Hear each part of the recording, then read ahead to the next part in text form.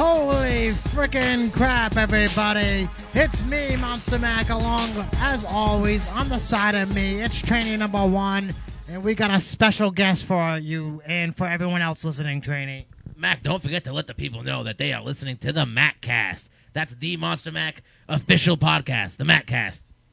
The only cast that the Mack has, the Mack Cast. And we got a great one for you because we got special guest John Muldoon, Sergeant John Muldoon, in the house.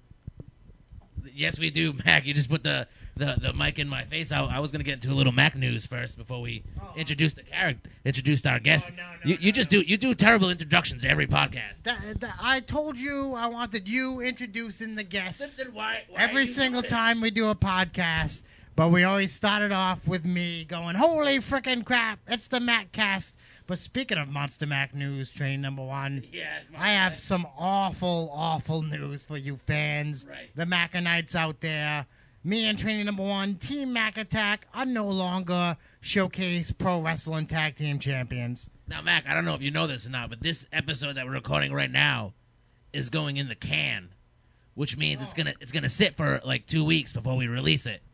So there'll be another podcast that you'll be saying this exact same thing too. I understand that, Trini, and plus, I do want to mention, I do love the confidence. So what you're trying to say is, by the time this podcast actually airs, you think we will regain the Showcase Tag Team Pro champions?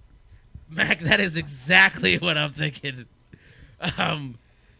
Is that the only Mac news you have, dude?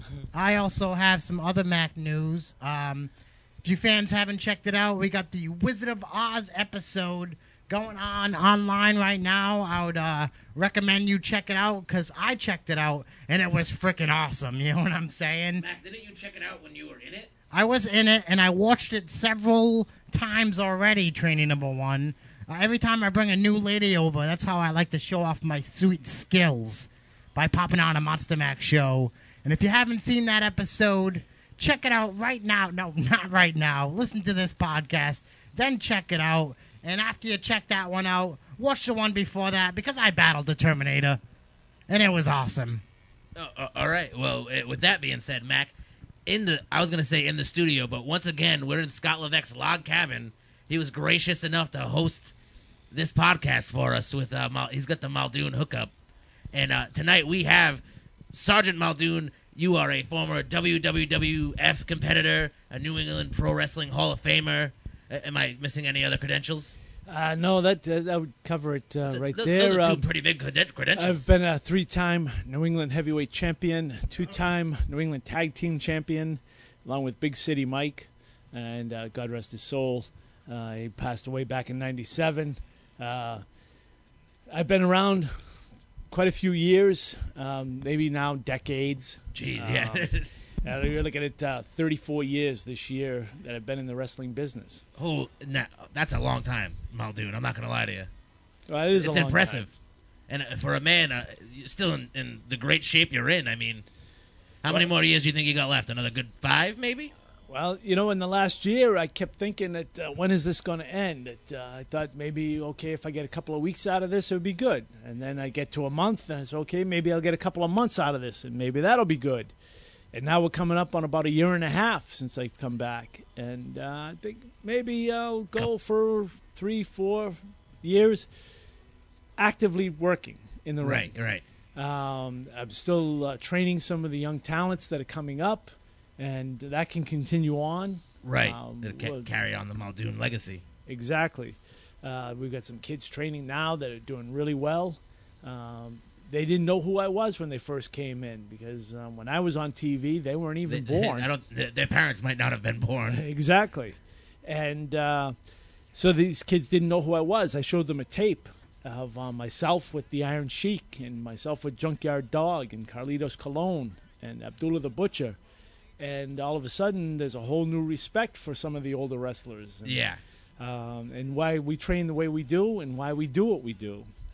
And I'm sure as we go along, we're going to get into a lot of this thing and things that are upsetting me about today's wrestling. We're going to get into some stuff. Oh, yes.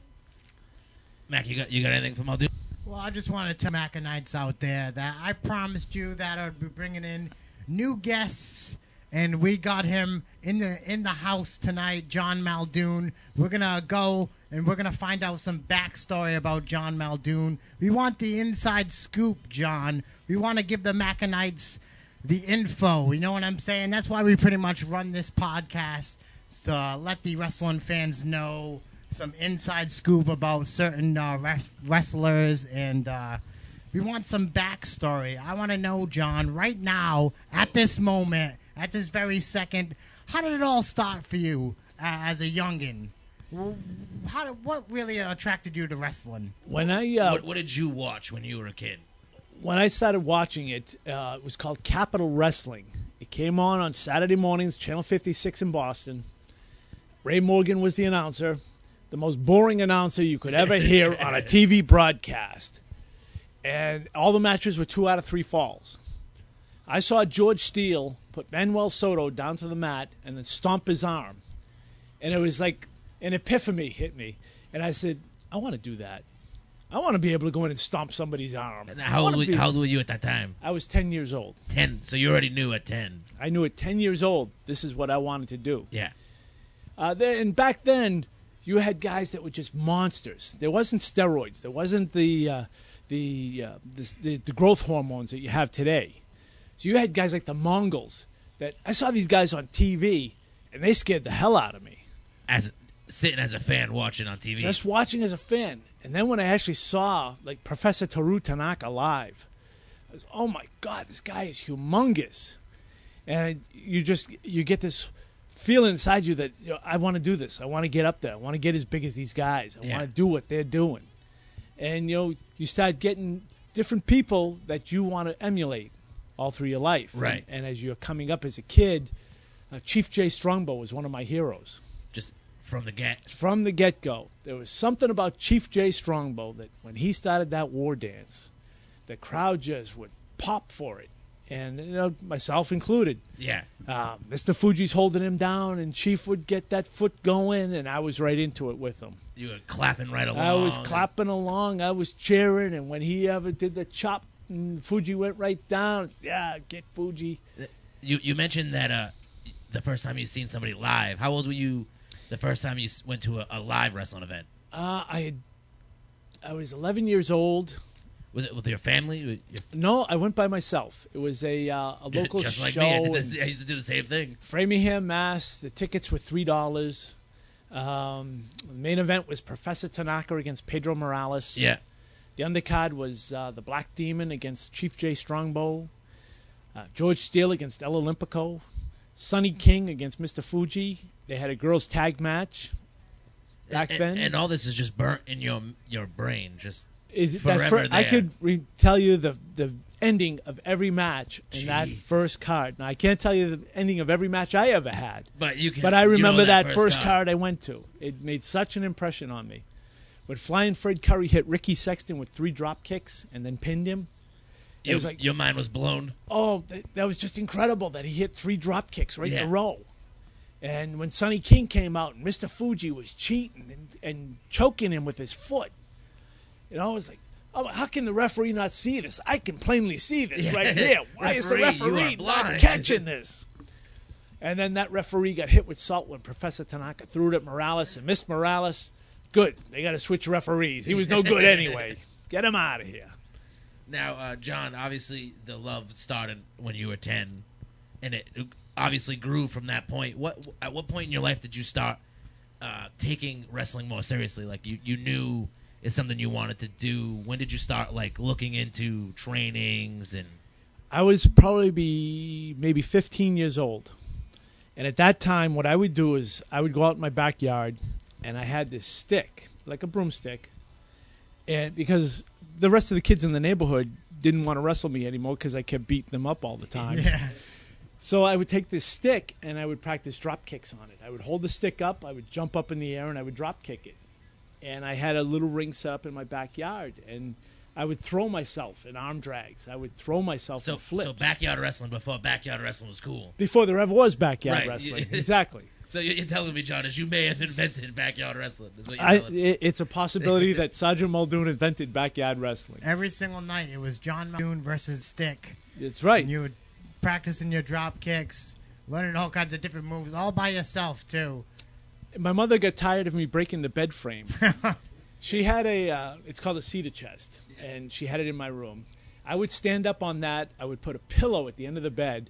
I would dive off into a sunset flip.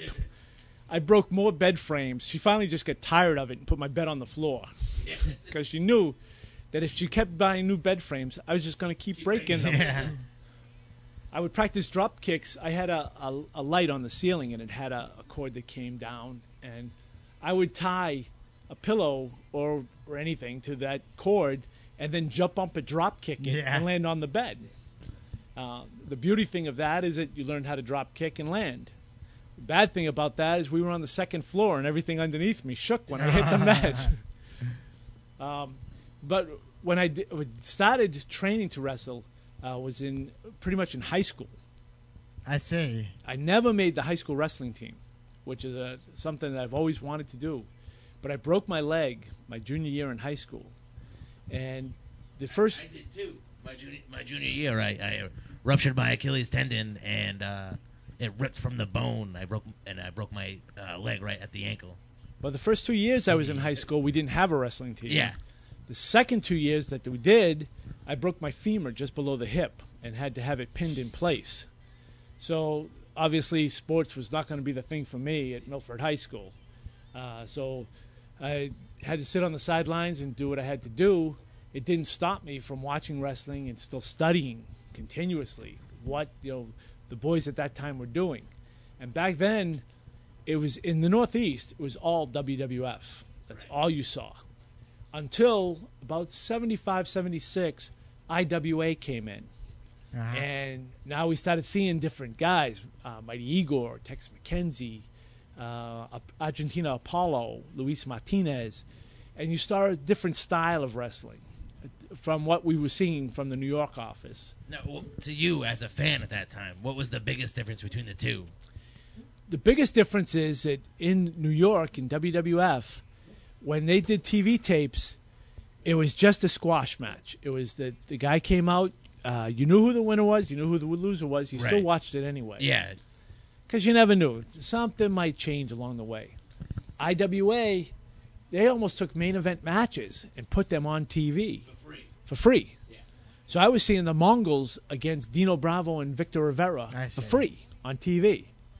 And WWF never did that. And if they did, it was a special thing. Vince was very smart about it. If Bruno Sammartino was going to wrestle on TV, it was a one-time deal. Put him on, get him over, and then build your house show. He was very smart. And they promoted that Bruno was going to be on TV for weeks before that. You're going to see Bruno on the episode. Exactly. And so when you had those big matches, you wanted to watch that. Right. It didn't matter that the rest of the show was Ernie Ladd just squashed this little Puerto Rican guy. Yeah. Stan Hansen just took out this guy with a lariat in 2 seconds. Right. What you wanted to watch was Bruno Sammartino, no matter who he was wrestling. Right. You just wanted to see Bruno. Exactly. So now, you grew up a fan of Bruno, I assume? I was a fan of Bruno. Of course, early on, it was Pedro Morales, Bruno, Chief J. Strongbow, Gorilla Monsoon. In 1974, 5, whatever it was, the Valiant Brothers came in. Right. And I became a huge fan of Jimmy and Johnny Valiant. Yeah. There was something about what these guys did to irritate a crowd that just sparked something in me. Yeah. And even though I would be there cheering the other team to beat them, I was like, I love these guys. You knew you loved to hate them. Yeah.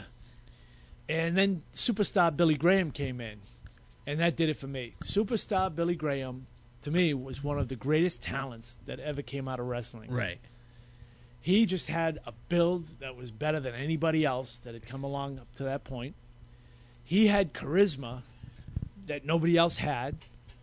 He could go out there and just stand there with Ivan Putski and hold the hold for 5 minutes, and we would scream our heads off. The whole time. And you didn't know why you were screaming your head off. And there was something kind of magic to him being in the ring. How do you feel now about the whole Billy Graham? It seems almost bitter towards wrestling, especially WWF. he's more bitter towards WWF than Right. he is towards wrestling. Right. I think that in some ways he's right. In some ways, maybe not so much. In some ways, I can understand the bitterness where Linda McMahon goes and spends $90 million for 2 losing elections. Yeah. Yet, at the same time, the boys have absolutely no insurance. The boys who built up that office to be what it is get absolutely no pensions. Right. And not that they should be entitled to a lot of pensions and paydays now. Right. But at least take care of certain them. guys. There should be some kind of like even a Social Security kind Right. of a thing where you get a monthly stipend I mean, for what you did. They're doing the whole like, if you need rehab, they pay for your rehab thing. But what about the guys that need hip surgeries or the guys that need back surgery? Like they don't.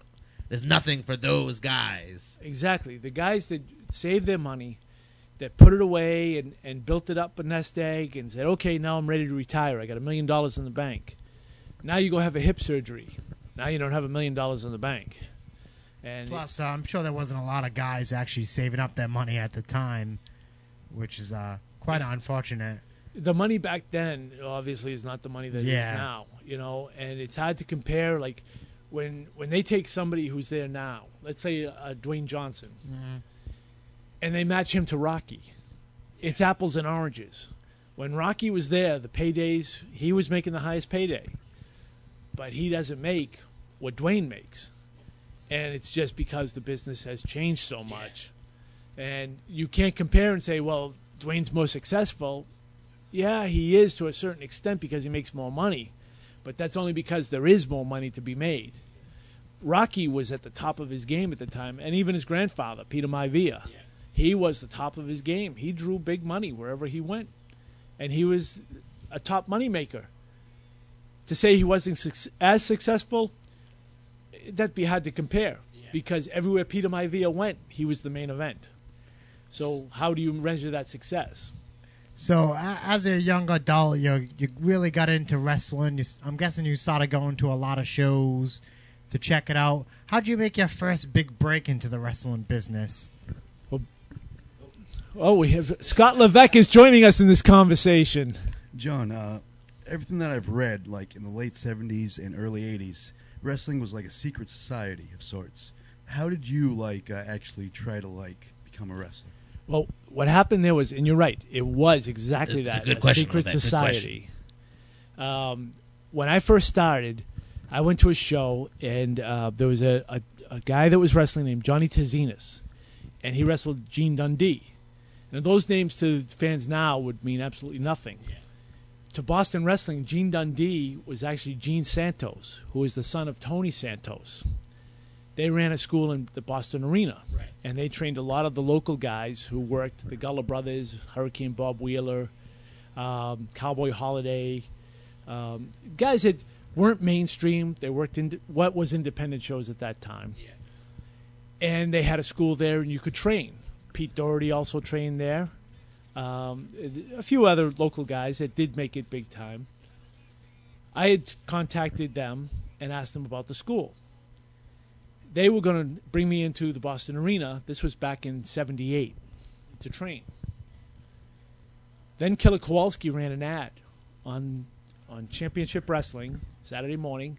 If you want to become a professional wrestler, contact the Killer Kowalski Institute of Professional Wrestling. Uh-huh. Right there. And at that point, Killer Kowalski was the biggest star in professional wrestling. So you pretty much Bar knew where none. you wanted to go. Exactly. I got in touch with Walter. He invited me to his school. At that time, it was the Salem YMCA. What year was this? This was '79. 79. Walter already had a school. He already had a up school. and running. He had at that time there was 4 students that were training there. It was you didn't get to just come in and become a student at Kowalski School. There was a few requirements Like that a you had to tryout do. camp almost. Kind of a tryout. It wasn't the intense tryouts that they do now. Right. And it definitely wasn't what Vern Gagne does, put you through a 3-hour military workout. Yeah. What Walter would do is he would sit down with you and talk with you for a few minutes first to make sure you had the heart and know what you were getting yourself into. Kind of pick your mind. Exactly. To see what you wanted to do. See what you want to do. Why aren't you going to college? Why aren't you educating yourself further? Why are you doing this? why did you pick wrestling as the business you want to go into? I guess I must have answered all the questions right. Because he let me try out. The first thing I had to do is Danny Patiglio picked up my feet. I was on my hands on the ground. I had to walk on my hands around the ring twice. Yeah. And it sounds like inside or outside? Outside the ring. Outside, okay. It was a 20-foot ring. Yeah. 20 by 20. So at 160 feet. Exactly. And you walked on your hands. You had to do that first. It sounds like a simple thing. Someone's holding your feet. I challenge anybody to do that right now. It's not as simple as it sounds. Then I had to watch what was going on in the ring. And at that time, there was Kevin Hughes, who became Butcher Hughes. Yep. Danny Patiglio, who went on as Dan Petty, and then he went on as Captain USA. Okay. Lynn Holmes, who became Frank Savage in WWF. And this big fat guy named Greg, who became Huggy Bear. Huggy Bear. Huggy Bear, in a few minutes, I'll give you a backstory on Huggy Bear, because Huggy Bear never went anywhere. Yeah. So I watched what they were doing. He had me get in the ring, stop me on my training. You do your forward rolls, you do your back rolls, make sure that you're actually limber enough to do what they're going to do to you. Yeah. And then you learn how to do your bumps, just like everybody else. Except the way Walter did it was he grabbed your ankles, pulled them out from underneath you. And forced you to bump. You landed on your back. He said, did it hurt? No. Then you did it right. Walter was great to train with, though. Yeah. He's patience of a saint. And as much as when you look at him as a fan and you watch this guy that was just ruthless, just attacking, like a Wolverine, constantly attacking, Walter himself was never like that. Right. Walter would take the time to show you exactly what you had to do. And like I said, the patience of a saint, he treated us like we were his kids. He would take us out on the road. He would show us the best places to eat. He would show us how to live on the road. He would make sure that when we were training, we were doing the right things, that we weren't screwing up while we were out there. So not only were you getting the in-ring experience, but you're also getting a little bit of a taste of what the outside life is like in wrestling. Exactly. He taught you how to live on the road. Because back then, when you look at wrestling now, and obviously we're considered weekend warriors now. Yeah. Friday, Saturday, maybe a Sunday show. Yeah. Back then, we were expected to work every night of the week. Every week. Yeah. All year round. And you couldn't take time off, because any time off meant that you were losing money. And you had to work different territories. Today you're working New York, tomorrow you're in Montreal. By the way, they need you down in North Carolina to go do a TV taping. Yeah. You're driving overnight to go to North Carolina to do a TV taping. You get your $50, thank you very much, and you drive back home. And staying in shape was a little difficult, because now Planet Fitness is on every corner. Right. $10 a month. Back then, it wasn't like that. You had to find the YMCA. You had to find that local gym, or you had to do calisthenics. Yeah. We're not fans of calisthenics, I'll tell you that. Push-ups are cool if you really want to do them.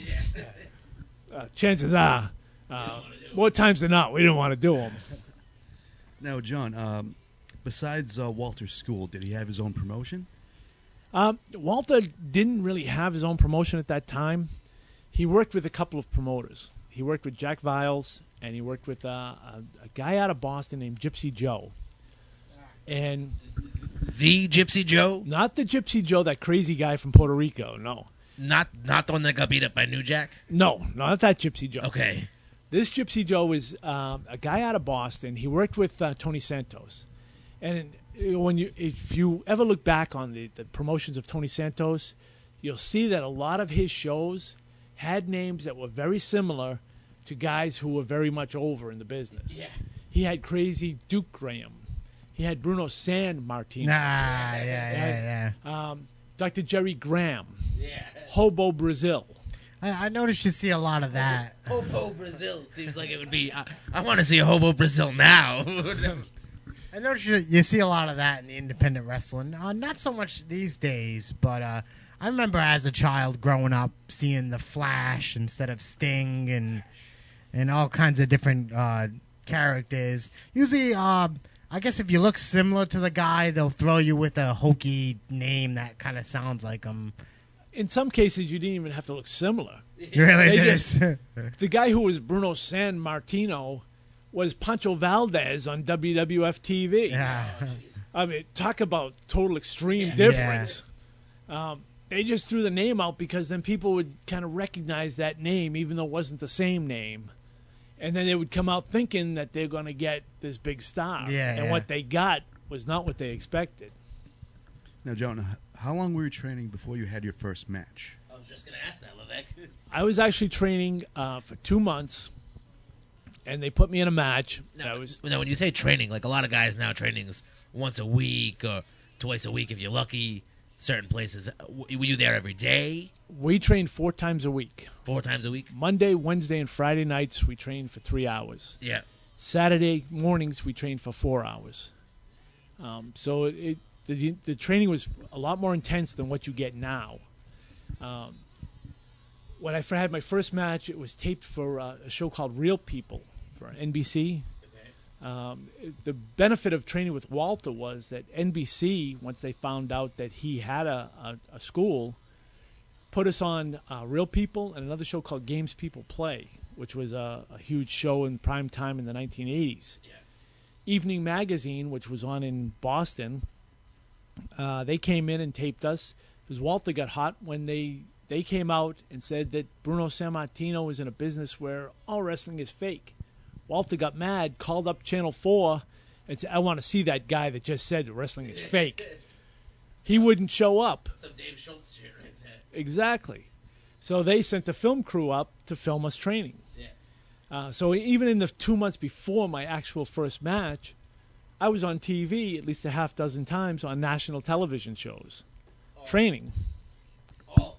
All just from Walter's connections. Exactly. And so you already had TV exposure before you had your first match ever. Right. Before my first match, I was doing shows with Bill Rafferty from Games People Play, Artie Johnson.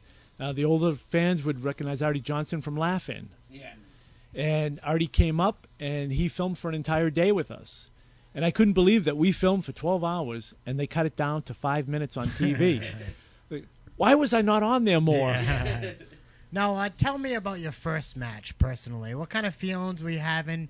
I'm sure you were nervous. How'd you actually get the booking, too? Well, the first match was for Games People Play.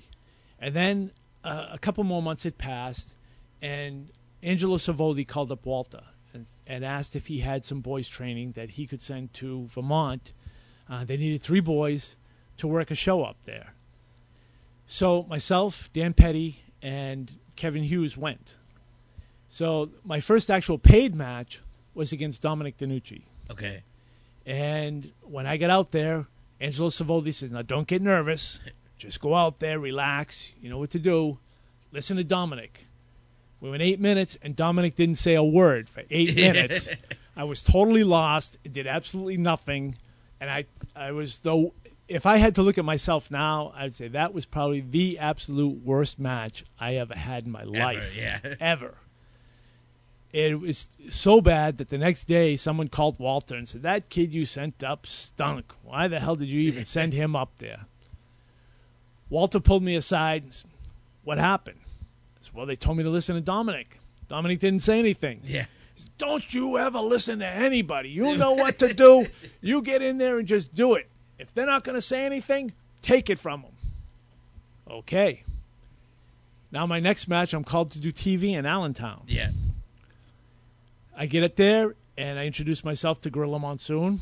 He said, okay, you're Walter's boys. This is your second match. Second match. And you're already I'm on TV in Allentown. Now, this is for WWF. WWF. Oh, no third W, just no, 2 Ws. They had dropped the third W in 77, 78, somewhere around the time of Bob Backlund winning the title. Okay, and so this is for Vince Sr. still? Vince Sr.'s still the booker. Right? Okay. So I go out, and I'm on the second tape. Ivan Putski and Tito Santana, they were the tag team champions. They teamed me up with Johnny Rods. So, okay, I know right away I'm the guy who's going to get the beating here. Yeah. Obviously, because Johnny Rods isn't going to take a beating. Yeah. but they weren't quite sure who I was, and they've never seen me before. So Putski and Santana are a little bit, they not really standoffish, but they don't really want to chummy up with you at that point. They want to see what you can do first. So I get out there, and Tony Altamori kind of knows who I am, but not quite sure who I am. Now, what were you going by that time? What At was that your time, first I was gimmick? just Big John Callahan. Big John Callahan. Right. That's the name I used. And they wouldn't let me really have a gimmick at that time. I wore black tights. I had a skull on the tights, basic. black boots. Basic. Was Big John Callahan your idea, or was that given to you? It was my idea. You take a name that you think is going to get you over a little bit, and sometimes you take a name that people would recognize as something else. Yeah. And when you're first starting out, you don't expect to go really anywhere with it, so do whatever. So I get out there doing the match. I start doing my own thing. Putski puts me in a headlock. I start grabbing his wrist and going up into a top wrist lock, and he's thinking, "What are you doing? Putting me in a top wrist lock." Puts me back in the headlock. Come on, kid, just relax. Yeah. I want to do a test of strength with Ivan Putski. I'm on TV. Well, that match lasted all of about 2 minutes. They did a double team on me. They pinned me. But what it did was it showed that I wasn't the kid that they saw against Dominic Tanucci. All of a sudden, they saw somebody who, even though I was green as grass, I was going to try. The next night, I worked with Tony Atlas, and I was calling the bumps. Now, that made Atlas hot, that I was calling the bumps, because he's the over guy. But Lou Albano pulled me aside and said, kid, you just keep hitting the gym, and you're going to be something in this business. You're going to go somewhere, because I watched what you were doing out there, and you're brand new, and you're trying to call bumps. That takes a lot of guts, especially on TV. And so it's okay. I take that as a nice compliment. Lou Albano took the time to talk to me and show me the ropes. So then a couple of weeks had passed. I came to Angelo Savoldi again. He was in Worcester. And I said, Angelo, geez, I'm here, if you need somebody, I can work. I can come out and do the show. He said, I don't need you tonight, but why don't you come to Springfield Saturday night? I'll put you on. We'll see what you can do in front of a live house show. Now, he didn't have to give me that break. Yeah. He could have said, look, you're green as grass, go back to Walter, learn how to wrestle, come back and see me in about a year or two. Uh-huh. But he didn't. He put me on. Now, Springfield Civic Center was sold out. Yeah. So it's my first time, 9,000 people. Jeez. I'm working with Joe Crugnali. 10 minutes, I hit the referee for a disqualification at the end. At the end of the match, I came to Angelo and said, what'd you think? He said, this is what I think you should work on. And he gave me a couple of pointers. Told me a few things that he saw that I should work on and try to improve on. And he said, but you know what? You knew how to work a crowd. You knew how to get the heat going. Okay? Now, so what promotion was that for Savoli's? The Savoli's at that time was WWF. Ah. Okay? As it progressed through the year, now I'm still going out doing some TV, coming back to Walter, learning as I'm going along. House shows would pop up, and they'd put me on those house shows. Back then, we called them smokers. Yeah. And the reason for that is that you'd get a hall. It would be like a VFW hall now. But then you could smoke inside the hall. Yeah. The smoke would fill the hall. So, obviously, the show was called The Smoker. Yeah. It was always a small show. Occasionally, you get high school gyms. Right. And so, anytime we get a show, Walter had his core 4 guys that would go out and do those shows. And remember, I was telling him about Huggy Bear originally. Yeah. The guy got one match. He absolutely sucked. And I hope he's listening to this, because, Greg, you sucked. Huggy Bear, I'm sorry. So, Huggy Bear got the shot on TV. No. Huggy Bear didn't go on TV. He did a house show. Now, all these bookings, they're all is the New York office going and contacting Walter and saying, send us some guys? Exactly. At that time, what would happen is Vince McMahon Sr. Would call Walter and say, we could use some boys for TV. Do you have some boys you could send down? And he would send myself, Kevin Hughes, Dan Petty. We'd go down and do the TV. We'd also do the house shows. Then a few months had passed, and Walter actually tried his hand at promoting. And there was a card up in Danvers at the Town Line Twin Rinks. Well, Walter had this guy that came in to train. He was a bodybuilder. His name was Harold Sargent. Well known at that time in bodybuilding in New England. Great building, this guy. They thought this guy was going to be the next superstar Billy Graham. Problem with this guy is he didn't like getting bruised. So they built up a match. A little bit of a problem in our business. I worked, trained for maybe a month with this guy to get him comfortable with being in a ring. Now comes the night of the show. And this guy is totally taken back by Ken Patera, who's this humongous guy. Yeah. Torquemada, who, he was a big fat guy, but Torquemada was very athletic. He could drop kick. He was 400 pounds, and he could drop kick. Yeah. The Samoans were there. Dominic Tanucci was there. Rene Goulet was there. So now we go out and do our match, and this guy apparently was totally lost. I had to direct traffic the entire time I was out there. The finish was I go up into a bear hug, and then I just submit. He dropped me twice. As he dropped me again, I'm going to pin you. So he caught me on the third one, and I just grabbed him quick and said, yes, that's it. I give up. Let me down. Now, Levesque, you had a question off the podcast that I think you want to ask, or yeah. Oh, is it? So, John, being a Walter guy and being an extra in the back for the WWF, did you get like special treatment as opposed to the other extras? We did get some special treatment, and the reason for that, obviously, because of Walter. It wasn't just you getting it; it was all of Walter's boys. All of Walter's boys, myself, Kevin, Danny. Whenever we went somewhere, we were considered Walter's boys. We would go work in New York, and I'd be at the Boston Garden. I was standing in the back, and Angelo would just let me watch the matches from the back, and we'd talk about the psychology of what was going on in the ring. And Angelo was very open to telling me what was happening and why we did what we did and what was going on in the ring. And at one point, one of the promoters there was Joe Perkins, was the promoter for Boston Garden. He came up and said, "Who's this kid?" And Angelo says, "He's one of Walter's boys." And as soon as they'd hear he's one of Walter's boys, that was it. You were in. You guys were all good. And you're all good. I walked into a dressing room one time, and Vince McMahon Jr. was there, and he didn't know who I was. Right. Even though he had seen me on TV. We can get into a whole conversation about Vinnie Mac. What was Vinnie Mac doing at this time? Because you said his dad was running His dad the show. was doing the booking. Vinnie was doing the TV. He promoted some houses. Yeah. He had his own towns. He was gearing himself up at this point to take over. Basically, he was getting ready. Right. Vince Sr. had cancer, although he didn't let the boys know about that. Yeah. He knew he was on his way out. He knew the time was short, and he was getting Junior ready to take over. Problem with Junior was he wasn't satisfied with being a territory in the Northeast. Right. He wasn't satisfied with making $1 million a year. He wanted to make $100 million a year. There's a good and a bad to that. At the time, everybody could pretty much get into wrestling. You didn't have to have great builds, but you did have to be a big, tough, rugged guy. Yeah.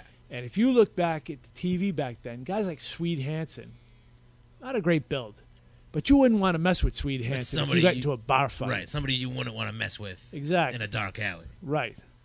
In a match with Swede one time on TV,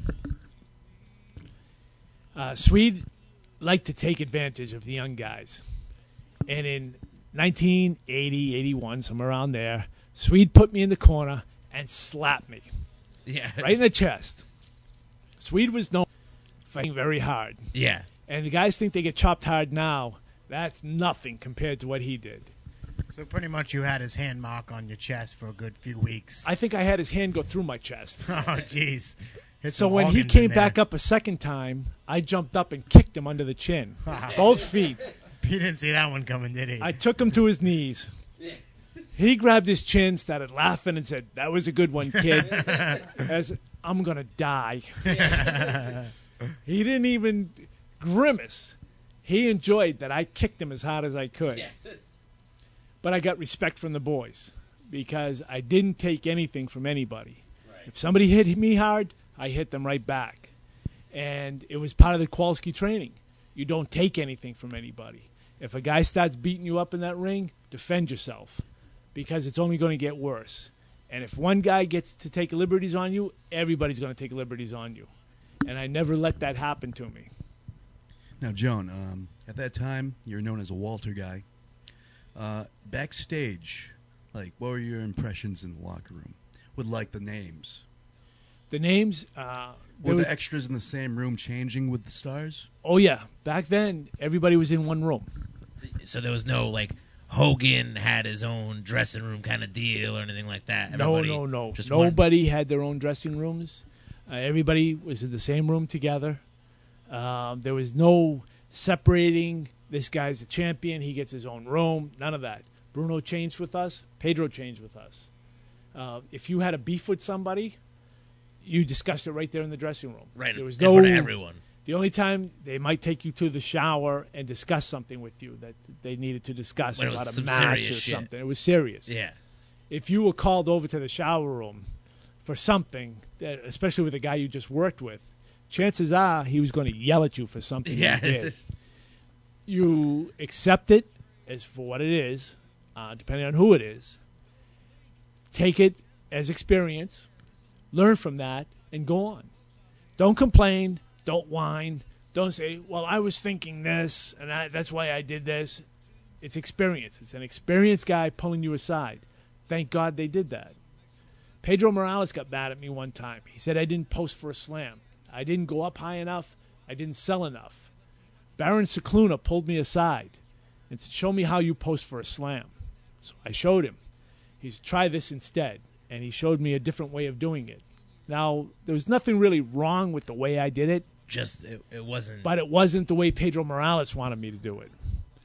So now I know different styles. And I know, okay, if I'm working with this kind of guy, this is what I have to do. If I'm working with another guy, there's something else I'm going to do. No, I wish more of that went on these days because I feel like in independent wrestling, that's what's really wrong with the business. Not a lot of guys get together after their matches and discuss on what went right and what went wrong. There's not a lot of advice going around. And thankfully, there's guys like you in the locker room that actually can give that advice to the younger guys.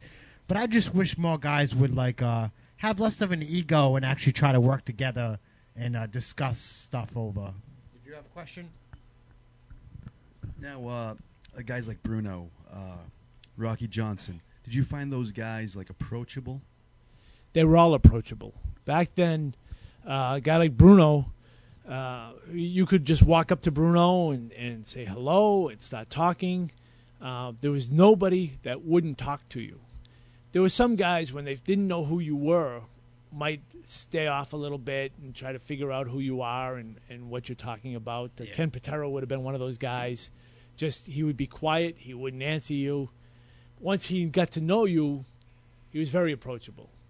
But a guy like Bruno, oh, you're one of Walter's boys. Well, come on into the dressing room. Now, what is that? When at that time, who was like, what was your clique like? Who were you with? Was you all the Walter guys together? Right, we all stuck together. But because we trained together, we stuck together. Right. And that was the same for everybody. The guys from Ohio, Billy Berger came in, and Ken Jugan, and some of those guys. And they stuck together because they were familiar with each other. But now you're splitting hotel rooms. So I was comfortable being with Kevin and Danny, so we would split our hotel rooms. And if I told you how much hotel rooms were back then, we used to stay at the Abe Lincoln in Reading, Pennsylvania for $15 a night. So three of us split in the room. It's only $5 a night. The buffet was $2.99 the next morning. It was very cheap to live on the road. Dominic DiNucci always looked out for us, all the time. That was because he was friends with Walter for so long. So that as we went along, guys like Johnny Valiant would look out for us. Larry Zbyszko looked out for us. Bruno looked out for us. And it just went on and on. You get more experience, the guys get to know you, and they pull you along with them. And that's a good click, John, because Bruno, obviously, main eventer. You're trained by a main eventer, Killer Kowalski. Dominic DiNucci, who was friends with Bruno. Larry, a protege of Bruno. At this time, John, was Walter being phased out, or was he still a main eventer? At that time, Walter had already retired from wrestling acting. So he had already stepped down. He had already stepped down. He had his last match in Providence and decided, this was in 77, that it was time to step away. Start the school, start training. And now up to that point, he had only trained one guy, and that was Big John Studd. Yeah. And that was it. So he decided that he would start the school and he would bring some guys along. And we had very limited success until about 1980, 81. A lot more guys started coming up. And some of the guys then went on to be bigger stars in the business. Right.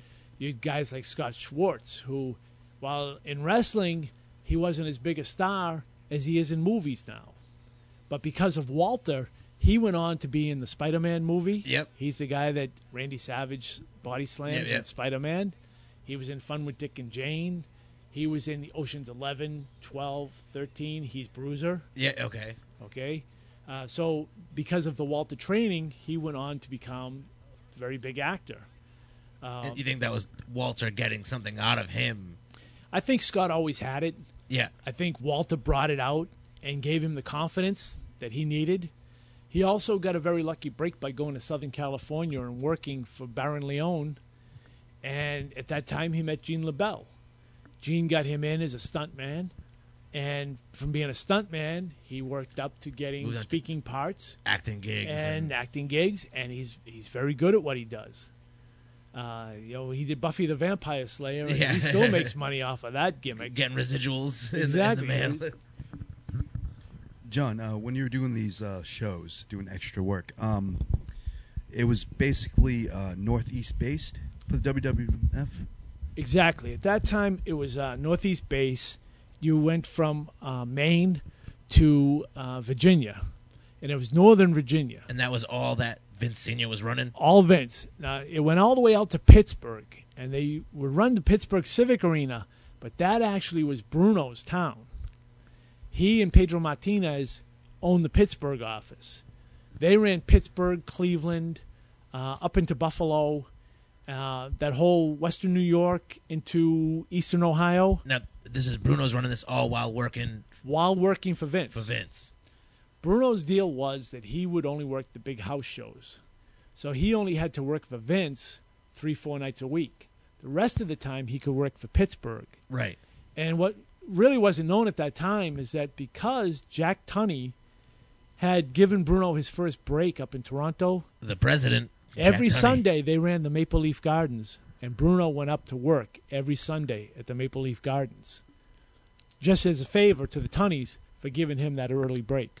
For those who don't know, Jack Tunney later on became the on-screen president for the WWF, but the Tunneys actually ran in Quebec.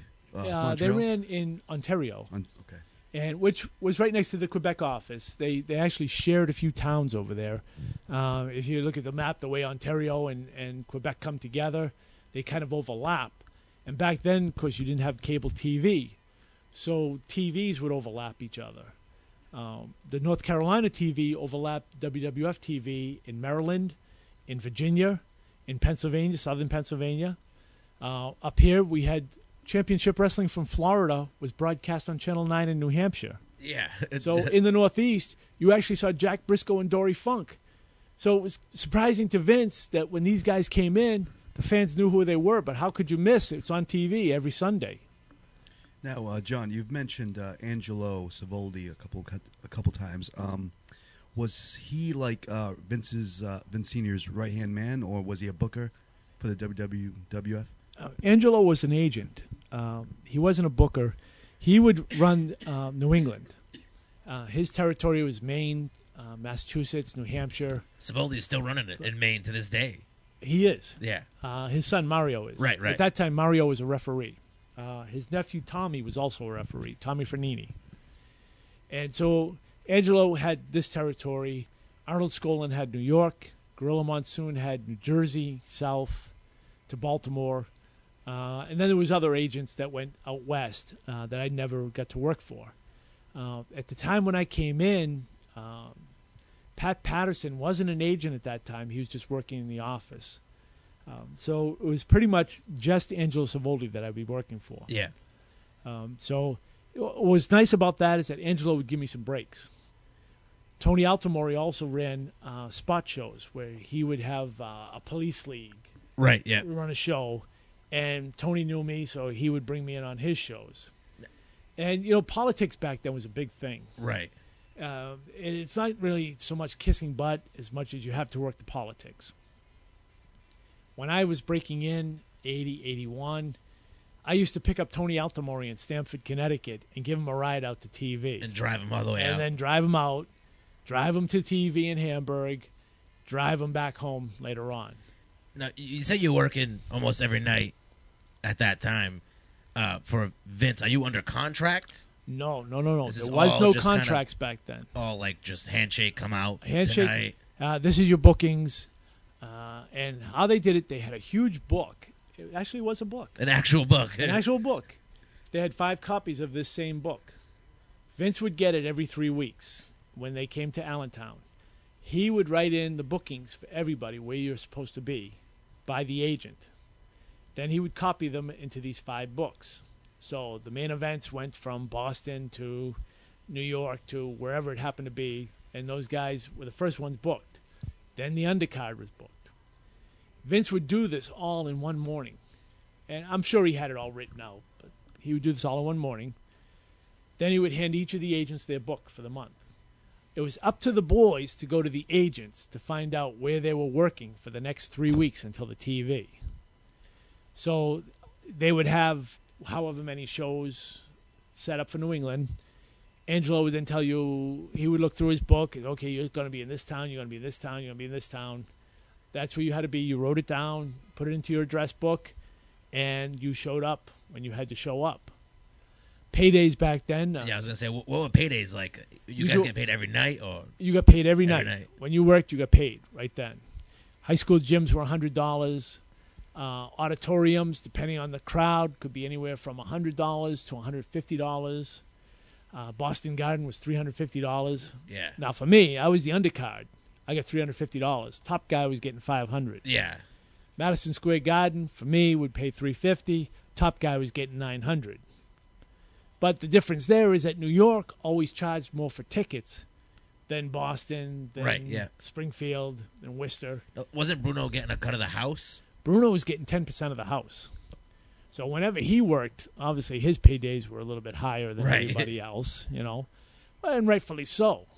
You sell out the Madison Square Garden, not only are you selling out the Garden main floor, you're selling 2,500, 3,000 tickets to the Felt Forum, which is adjacent to the Madison Square Garden, and they watched on closed-circuit TV. So they were literally next door watching a giant screen of what was going down. Exactly. They watched the show live, but it was on a screen, which is still pretty cool. Now, I'm assuming those tickets were a lot cheaper than the ones in MSG. Right. And the nice thing about Felt Forum is at that time, kids under 14 couldn't go to Madison Square Garden. They couldn't be on the main floor. Okay. But they could go to the Felt Forum. So if you were 12 years old, your father would take you to the Felt Forum, and you'd see that same live show right there. Right there in front of you, yeah. Now, you'll see on 24/7 now, you'll see some of those old shows. Yep. But back then, there was no cable TV. So there was no other way to see those shows live except to go to the closed circuit, live show and see the closed circuit. And the reason for the 14 and under rule was that in 1957, Dick the Bruiser was involved in a riot at Madison Square Garden. People got hurt. Yeah. Because of that, they decided that no more kids under 14 years old could be there because kids under 14 couldn't defend themselves or know enough to get the heck out of the way when the shit hit Somebody's the fan. coming. So that lasted for the longest time, and the New York State Athletic Commission was a real athletic commission. As much as we all know, wrestling has these commissions that are sometimes they're real, sometimes they're not. Commission. Exactly. You'll have these commissioners that show up and They take your blood pressure, and there is a doctor there. But if you have high blood pressure, tell the doctor, gee, I just drank a coffee. Oh, okay, you'll be fine. Yeah. You know? So anything to be able to get on the show, basically. Exactly. Just letting it slide. New York's commission was a little bit different. It was a legit athletic commission, and they didn't put up with a lot. If you went and hit a referee, you got fined by the athletic commission. It was a shoot. You got fined by the athletic commission. They had to use New York residents first as the referees, and that's why a lot of times you'll see Madison Square Garden shows. You look down, like Danny Barfield and some of the other referees. Like, why didn't I ever see these guys on TV? Anywhere else. It's because they lived in New York. They didn't have to be anywhere else. They got the Madison Square Garden cushy gig. shot. Yeah. Right. And you'll notice that the referee for the main event was always Dick Kroll, because Dick Kroll was the WWF referee that they wanted in there. Yeah. They had to use everybody else, but they wanted their guys in for the big matches. There was a guy named Ray Malasecki, and look him up on YouTube. The Philadelphia Spectrum. Gorilla Monsoon did not want this guy, and I don't care if this goes out everywhere and everybody hears this, because this guy was I'm not even going to say it. Little kids might hear this. Horrible, horrible referee. They even try to throw him off TV, and the commissioner says, you can't do it. He's a Pennsylvania resident. He has to be able to work the shows. But they only had to use him in one match. And every show that they had to put him on, he worked one match. Usually the opener, so they didn't have to look at him the rest of the night. Now, John, were the commission referees smartened up? Some of them were, some of them weren't. There was sometimes you'd have a commission referee that was a boxing referee and didn't understand the rules of wrestling. Oh, jeez. So you're trying to get your heat, and you're choking the guy, and the referee is looking right at you. And he said, why don't you turn around and look at something else? Yeah. And he didn't understand what you were saying to him. And you're trying to get this crowd to be worked up, but the whole time the referee is getting right in your way. And it was difficult to work around. I can only imagine all the ridiculousness that you had to deal with non-wrestling referees. Mack apparently ran out of... I think I must have really hit him with the referee thing blew his mind, yeah. And it was.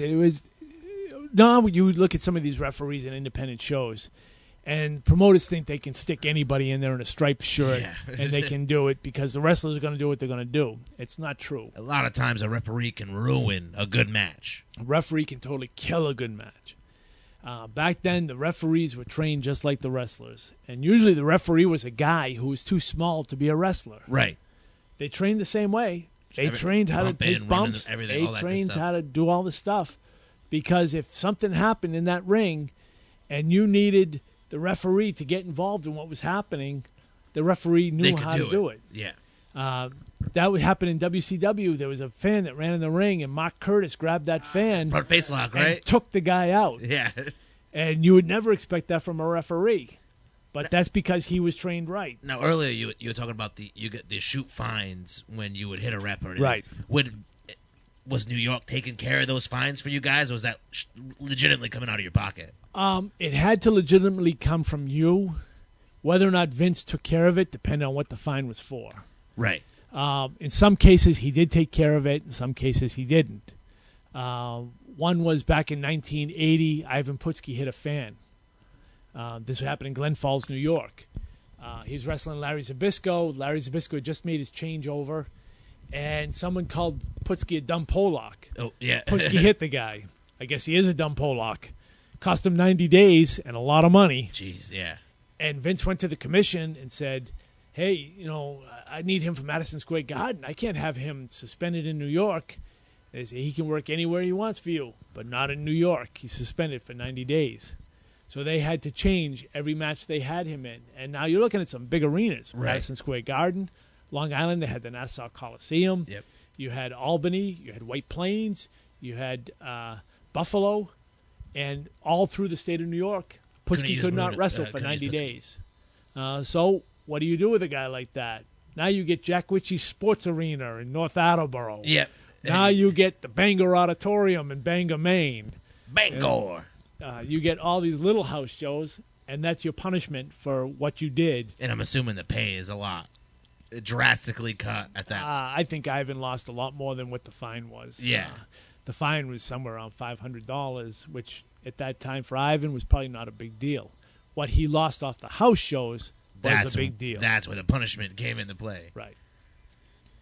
Now, I know when we were first talking about the influence of Walter and getting us in other places, Walter was very good at getting us in other offices. Right.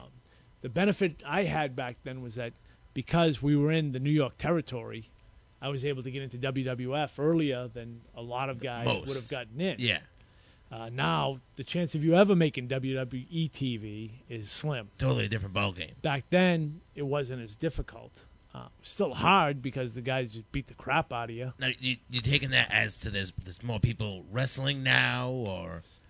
Well, you do have more people wrestling. Roster. You don't have as many talented people wrestling. Right. Back then, I mean, you look at some of the cards, and you know, by today's standards, guys go, "Oh, that was a weak card." But not back then. It wasn't. You know, you expected that Johnny Rods and Jose Estrada were going to be on the card at the Worcester Auditorium, Right? And they put on one heck of a match. Johnny Rivera would show up against Jose Gonzalez. By today's standards, that's a boring match. Back then, that was one of the most exciting matches on the card. Right. The main event might have been Spiros Arion against Chief J. Strongbow. And that was it. The rest of the card was Mike Conrad, Tony Altamori, Jose Gonzalez. Yeah. And to look back and say, boy, why would anybody pay for that? Well, back then, that was really hot. And you went to see it because you wanted to see everybody that was on that card. In 1980, when we were still first breaking in, still trying to get ourselves booked, Walter got us booked in Montreal. We went up. Who was running Montreal at the time? At that time, it was owned by Gino Brito. He had taken it over from his father. His father was Jack Britton. Yep. And Jack Britton was well known for training midgets. And all the midgets that you'll see, if you go on YouTube, you find Sky Lolo, Little Beaver, Little Bruiser. Yeah. They all came from Montreal. Jack Britton trained every one of them, and they all knew their role. A midget match was a comedy match, just to go out and entertain the fans. Lighten the mood, move the show along. Exactly. Make it fun for the people to come out and see. And somewhere along the line, the midgets decided they needed to be more serious, and they wanted to be big guys. You're still a midget. Do your role. So, oh, man. Oh, wow. Oh. Scott Levesque dropping bombs in the background. Yeah, just taking out Robbie the Giant. That's fine. The problem Robbie the Giant has is he doesn't have other midgets to work with. He's just working full-size dudes all the time. Exactly, because you don't have the other midgets around. We had the same thing when we trained. Dana Carpenter came in. Yep. We had no other midgets. He had to train with big guys. He had to learn how to work as a midget by going to Sky Lolo, and Sky had to show him how to work as a midget. But the same problem happened with girls. We had 2 girls training. They had to train with guys. They didn't learn from Moolah. They learned by working with us. Yeah. So, of course, they learned to work like guys, which is a downfall for them because now they go and work with other girls, and they're really chopping and they're drop kicking and they're not doing any of the girls' moves. They're doing all the guys' moves. Now, speaking of girls, did Walter train any girls? He did. The first 2 girls were Venetia Rude and Betty Jo South. Betty Jo had kind of a country girl gimmick. Venetia was more of a punk rock gimmick. And then as time went along, a lot of girls came and went. Probably the most famous to come out of there was China, who is Joni Laura from New Hampshire. He also trained Jamie West, who now owns a karate dojo in Peabody, Mass. Some of the girls went on to do other things. Misty Blue went on to make some movies that are questionable and other things. There has been some girls that have made it to WWF. They didn't have long careers. Part of that is because they didn't want to work for Moolah. There's a whole thing you can get into on how Moolah trained the girls, how she treated the girls, things that they were asked to do that maybe they didn't want to do. the girls that we... It seems like you know more to this story than you're letting on, John. Yeah, I'm not going to get into Muldoon No. and Mula's backstory of what she did with the girls and what they were expected to do.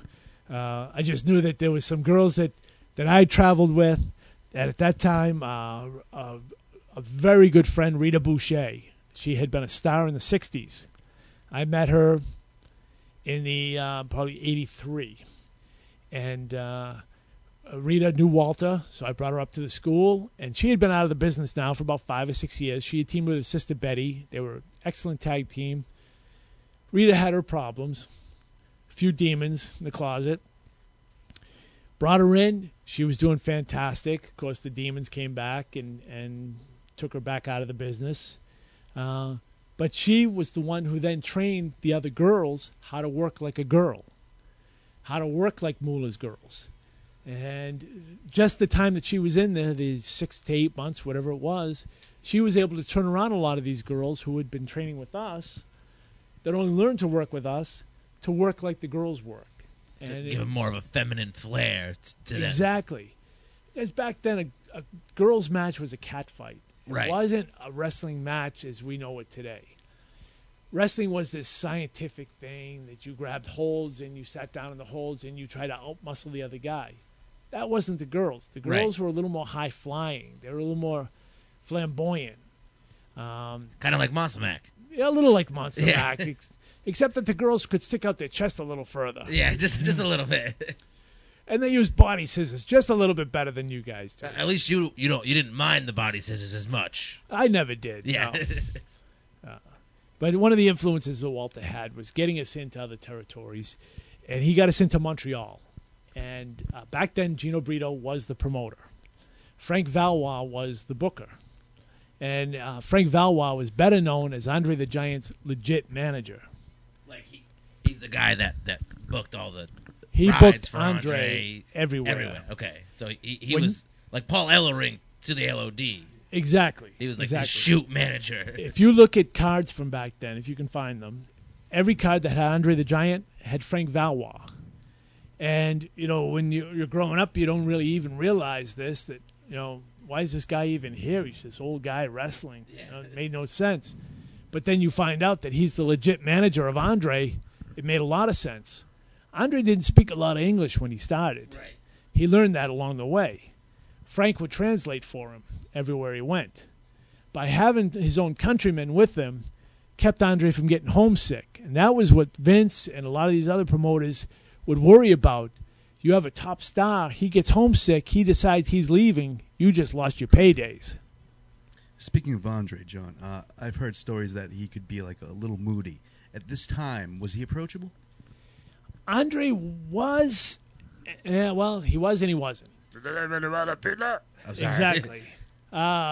When first time I met Andre, I was not going to go over and start a conversation because he was just so damn big. I could. No, I never played cards with Andre. No. They would play cribbage in the dressing room. I love cribbage, by the way. Cribbage is a great game. I learned from my grandfather taught me that when I was a little kid. I love cribbage. We should play sometime at a showcase, John. Exactly, we should play. Because there would be 5-6 cribbage boards set up across the tables, and the boys would be playing. And Andre always played. And it looked like a little like a sugar packet in the normal man's hand. That was the playing card in Andre's hand. He always had a bottle of wine with him, and he was drinking his wine and playing his cribbage, and he was just happy doing that. And you just left Andre alone when he was playing cribbage. You didn't bother him. I never got into any deep conversations because I couldn't understand a damn word he said. He just always seemed like a nice guy. But he was always cordial. When you came in and you were shaking everybody's hand, he would always come over to you as if it's the first time he's meeting you. Andre. And I just met you last night, Andre, for Christ's sakes. You don't remember?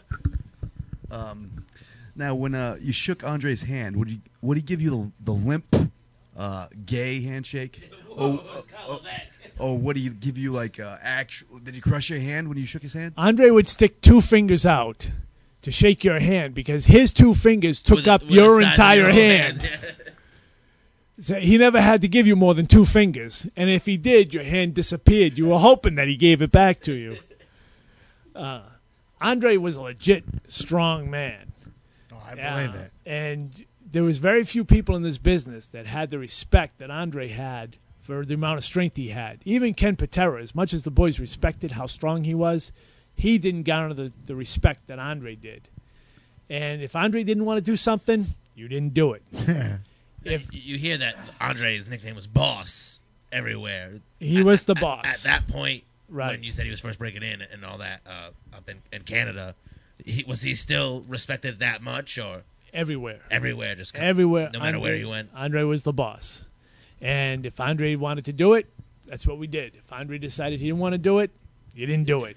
So you started working in Canada, Montreal, you mentioned. Was there a major difference between working in the States and working in Canada? Yeah, in the States, it was more of a punch-kick style, I more of a brawling. You grabbed holds, but you only grabbed holds really if you were going a long time in a match. If you were going a 2-minute match on TV, expected you're going to get your guts kicked out. In Canada, it was totally different. My first match was with Dino Bravo. When he ever hooked me in 3 arm drags and then hooked my arm and put it in a figure 4 arm lock, I can't believe this. We're wrestling. Yeah. Oh, my God. I reversed it into a hammer lock, and he reverses it back, and he wasn't complaining one time. So pretty much it wasn't hard for you to make the transition? No, because the style I had been taught was to do exactly what I was doing in Montreal, was to wrestle, chain wrestle, grab holds. If you saw an opening, grab that opening, pull it. And, the leg is sitting out there, grab that leg and take the guy down to the mat. So then my second match was Jacques Rougeau Jr., and in that match, I was doing the exact same thing with Jacques. And he beat me with a drop kick off the top rope. And I thought, this was great. Oh, my God. I love Montreal wrestling. This is where I want to be. Until my third match. I wrestled Sailor White. Sailor was Moondog King in WWF. A lot of people remember him for that. In Montreal, Sailor was just this big, tough guy. He weighed 400 pounds, and you just didn't mess with the guy. Yeah. He took me in the ring, gave me a body slam, came off the ropes, and did a splash on me. He never pulled back on the splash. It was 400 pounds hitting my chest. Yeah. I was convinced I was not going to let this guy get over on me. Obviously, he wins the match. He's over. But I wasn't going to let him know that I got hurt. Even though I couldn't walk and I could hardly breathe, I stood up, I shook his hand in the back and said, thank you, that was a good match, and totally blew his mind that I wasn't hacking up a lung. Except that I was hurting and I wanted to cry really bad. You feel like that's the best way to basically no-sell. Exactly. No-sell it to the boys. Right. I was not going to let them get over on me. You didn't hurt me. Nothing you can do can hurt me. And does that go back to the Walter training, basically? Exactly. It's that Walter mentality. You do not, if a fan hits you, you do not register that fan hit you. Because a fan certainly couldn't hurt a wrestler. Exactly. That's the mentality it was. Exactly. If a guy went out there to deliberately hurt you, nothing you can do is going to hurt me. I'm going to just keep going, no matter how bad it hurt. I got in the back dressing room where the showers were, and I crumpled in a chair. Jacques Rougeau was standing right there. And he said, are you okay? Yeah. I told him what happened. He went after Sailor White. And Jacques is a big guy. Right, yeah. What I didn't realize was Jacques was a very tough guy. He had trained with his father. His father was one of the toughest bouncers in Montreal. Right. Jacques was a legit shooter. So he went after Sailor, and Sailor backed down right away. And I was totally amazed by that Jacques just, by his appearance, came up and started yelling at Sailor for crushing me in that ring. Yeah. And asking him, why'd you do that to that kid? Now, did you get any heat from telling Jacques what happened, or no? Absolutely no heat. Nothing. The respect that the Rougeaus had in the Montreal office, right? The respect that Walter had in that office carried over, and I never got an apology out of Sailor for doing that, right. And I didn't expect it either, and I probably wouldn't have known how to accept something like that. But then when I went back to Montreal later years. Some of the boys remembered me. Hey, this is the kid that doesn't take any crap, and he's going to just keep fighting the whole way through. The beauty of that was that came off of a run in WWF. So some of the boys that were up there knew who I was. Bill Eadie was up there at the time. Yeah. Tarzan Tyler was up there. Dino Bravo, Gino Brito, Ed Carpentier was up there. So you get some of the old people who knew Walter and some of them that knew me from New York. Right. So From seeing you out there. so. Exactly. And they knew that what they were going to get was I was going to put my best effort forward and I was going to do the best I could out there. Now, when you were up in Canada, were you not working down in New York? Were you? No, I had Basically finished my staying run up in there? New York. Now, how did that come about? Did they basically say we don't need you anymore, or? No, it was kind of a mutual of agreement at that time. Yeah. I had been working in New York pretty much steady from 82 through As I say, what year is this? About 85? 82 into 84. 84, okay. In 84, things started changing, but nobody really knew what was going on. They handed us contracts. Now, was that the Vince? Vince Jr. is now Jr. taking era. over. Okay, era, okay. They handed us all contracts at One TV in Allentown. Everybody signed you contracts. There was no reading the contract, no, Yeah, I don't like read it, this you don't little need a step. I lawyer. don't like right.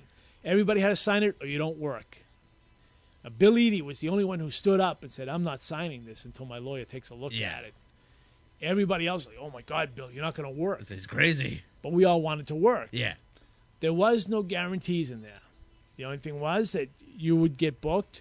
You were available to work overseas. You were available to do whatever they asked you to do.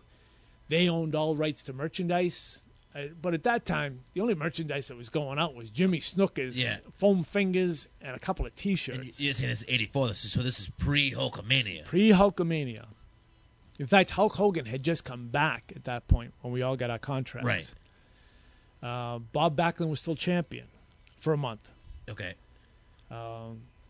So we all signed the contracts. We wanted to work. I want to go overseas. I want to go to Egypt. Like I want a to year, go like to a year contract? There was no time limit No, on this contract. okay. It was very open end. Yeah. The time was probably bad on their part and really bad on the boys' parts for not really having agents and the things you have now. Right, You have yeah. agents. You have promoters. You have people looking out for you. Back then, we looked out for ourselves. Right. But we all wanted to work. So now you have Hulk comes back in, and things are changing, and they're changing fast. Bob Backlund drops the strap. Now I'm at TV. We're watching the tape just before we're starting to tape the Allentown shows. And I see Bob Backlund just lost the title to the Iron Sheik. Gorilla Monsoon comes in with the first lineup. First hour, Iron Sheik against Callahan. What? And yeah, I'm working with the world champion. Yeah. So it's okay. I know I'm going to get my guts kicked out, but I'm working with the world champion. I Yeah. don't care. And then I look at the next two cards that they did 3 tapings for 3 weeks. Nobody else is working with the Iron Sheik. I'm the only one working with him. You worked all 3 nights with him? No. It I'm was sorry, one taping. One night, all 3 That tapings. was it Yeah. for the 3 tapings. Nobody else is working with the Iron Sheik as the world champion. I was the only one who worked TV for Allentown. Yeah. I thought, oh my God, what an honor. How did I get picked? Yeah. Why I got picked is because when I went out and did a TV match, I did what I was supposed to do. I understood my role. Right. My role on TV was to make the other guy look like Superman, and I did it well. So even though Vince Jr. put you in this match, and you're against the Iron Sheik, and then he would say, oh, Mr. Callahan's not so successful in WWF. Well, I'm only doing what I was asked to do. Right. Let's go out and do a house show and see how successful Mr. Callahan is. It would all change at the house shows, but you never saw that on TV back then. Right. So I get to work with the Iron Sheik, and then the Sergeant Slaughter is starting to make a turn. And he's going to become a good guy. So they look in the dressing room, and Vince and Gino look across. Vince pointed at me. I had no idea why he pointed at me. I thought maybe my shoes were on backwards or Right, something. right. I don't, what, did I leave a stain on my tights? What is this, you know? I had no idea. They post the hour. Sergeant Slaughter against John Callahan. Okay. So I go out there, and they said, Sheik's going to be in the ring. You just go to the ring. Don't do anything. Okay. This sounds good. It sounds good right away. Sheik comes into the aisle. Slaughter's coming to the ring. They have their beef. Slaughter comes into the ring. Now, they did warn us ahead of time because Dallas was miking their ring so you had better effect. Right, from the slams. For the slams and the arena, suplexes and things. WWF was also going to mic their ring. Okay, so now our ring is mic'd. Now, when you had chops before that, you could throw the chop, and whether people heard it or not really didn't matter. They saw it. Right, they knew what they were seeing. Now they could hear it. Right. Now you're laying in your chops. So I get in there with Slaughter, and for 48 seconds, I took the beating of my life because the ring was mic'd.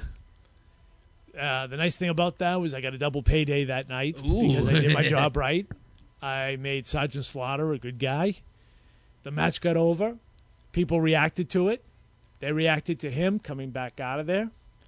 Everybody was happy when we left the arena that night. Then they started giving me other guys that they saw that I could do what I needed to do, that I never complained. I never told them, no, I don't want to work with this guy. He's too stiff. I don't want to work with this guy because he's just going to eat me up and not give me anything. I just went out and did what I had to do. Roddy Piper came in. I worked with Roddy. I got to work with Paul Orndorff. I got to work with David Schultz. Now, John, do you have any of this like on tape or? Yeah, I do. I have some of this on tape. Some of this is out on YouTube. I've seen you and Slaughter. Yeah, my match with Slaughter comes up all the time. Yeah, I've seen you and Slaughter. You have to dig for some of the others. For the other stuff, yeah. The Tito Santana. You say Orndorff's on there too? Orndorff, I did post that on there and said, anybody want to see a stiff match? Yeah. It only lasts for about a minute, thank God. Paul Orndorff was a legit shooter from Florida. Very strong guy. Yeah. Very, very strong. When he picked you up for a pile driver, it didn't matter if you were going to go up. And as much as the boys will tell you the guy has to post for a pile driver, not with Paul Orndorff, you don't. Just pick you right up. You were going up whether you wanted to or not. Just hold on, you're going for a ride. I got to work with Sal Balomo, some Jimmy Snuka, some really talented guys at the time, and the top guys. Beauty of that is when you're in WWF and you're just breaking into the business, you're working with the best in the world. There's a good and a bad to that. The good is you're learning from the best in the world. Helping you pick everything up a little quicker. Exactly. The bad thing is you're expected to step up the pace and learn at a faster pace because you're working with the best talent in the world. There were some guys that I worked with on, when you did your house shows and you went on the road for 3 weeks, you worked with the same guy night after night for 3 weeks. I worked with S.D. Jones every night for 3 weeks. At the end of those 3 weeks... The SD stood for Special Delivery. Special Delivery. Just throwing it out there. God rest his soul. He passed away a few years ago. At the end of the 3 weeks, he finally told me the way I was grabbing his wrist was wrong. Yeah, after 3 weeks. After 3 weeks of doing this, he pulled me aside and said, get over here before I have to kill you. And showed me how to grab his wrist and how I should be grabbing somebody and spinning their wrist. All of a sudden, the light dawned on Marblehead, and it made it a lot easier. Yeah. I worked a show in Waterville, Maine, with Jose Luis Rivera. Some of the older fans will remember as Mack Rivera. Okay. And he gave me a drop kick. I wanted to look spectacular. I took a back bump over the top rope out onto the floor. Yeah. We were the opening match. I just kept right on going and smashed my face into the railing. Oh, man. I got color. Yeah. Oh, First did I match. get color. The opening match. Now, here's a problem back then. Opening match, never got color. Yeah. And this is all hard way, I'm assuming. Hard way. Oh, yeah. Oh, yeah, it was hard way. I got back to the dressing room, and Chief J. Strongbow pulled me aside and screamed at me for about 10 minutes on getting color. How is the main event going to do anything? What are you talking about? It was the opening match. Yeah. How could I have taken away anything from the main event? You got blood in that match. What's wrong with you? Well, the way I looked at it is I made it look legit. I made it easier for the rest of the guys the rest of the night to go out there and do what they had to do. Right. Because I went out and smashed my face into something. That people had already seen. Yeah. You do get hurt in this business. It is a difficult business to be in, and you have to be able to take it. And from my point of view, I did the right thing. From Chief J. Strongbow's point of view, I was a jerk, and I should just do what I'm told and shut up. He's probably right. Yeah, he might have been right. Yeah. He was a little more successful than I was, so he's probably right. Yeah. Now, at the time when you were working for Vince Jr., and you're new. Are you getting any offers from anywhere else to come down and work? I was. It was all small offices. I did get a chance to talk with Mike LaBelle about going to Los Angeles. He was going to bring myself and Scott Schwartz in and put us over for the tag straps. First day in, we were going to go over for the tag straps. Yeah, right away. I said, well, Mike, what's the paydays out in Los Angeles? And I didn't want to sound like I was being smart with him, and I didn't really want to sound like I was greedy. Like a big shot. You didn't want to. He guaranteed us $500 a week. Well, in 1982, $500 a week is not so bad. Hell, man, $500 a week's not too bad right now. You work in the same 7 towns every night. You'd live in Los Angeles. Oh, we could probably do that. But what I found out was the Davidson brothers had been there. Their guarantee was $500 a week, and they were getting paid $150. Oof. So I said, Scott, I don't think this is a good deal. Yeah. I'm making that here now. He said, yeah, but you're losing every night. But I'm making that now. I make that a night. Why would I go out there, work 7 nights, and get paid $150 when I could do a high school gym and make that and be home every night? Right. So to me, it didn't make any sense. Scott went, and he ended up leaving LaBelle and going to work for Ripple Leone. Now, the promoters, were they trying to work on the whole, like, because you were losing on TV, trying to, like, stroke your ego, come over here, you'll get over, we'll put you over? No, that didn't happen a whole heck of a lot, because back then, when you went into a new territory, the first couple of matches in, you lost. Right. You stopped fresh. They wanted to see what you could do. If they didn't know you were already an over guy, and they were bringing you in for that purpose, they would have you go in and lose to somebody. Then that tape would disappear. They would always keep it in the can, but it would disappear, and then they would put you over. The reason it would go in the can is if you decided you were just going to leave, all of a sudden that tape would reappear, and that was on TV. And that's how you left. That's how they explained you leaving. Exactly.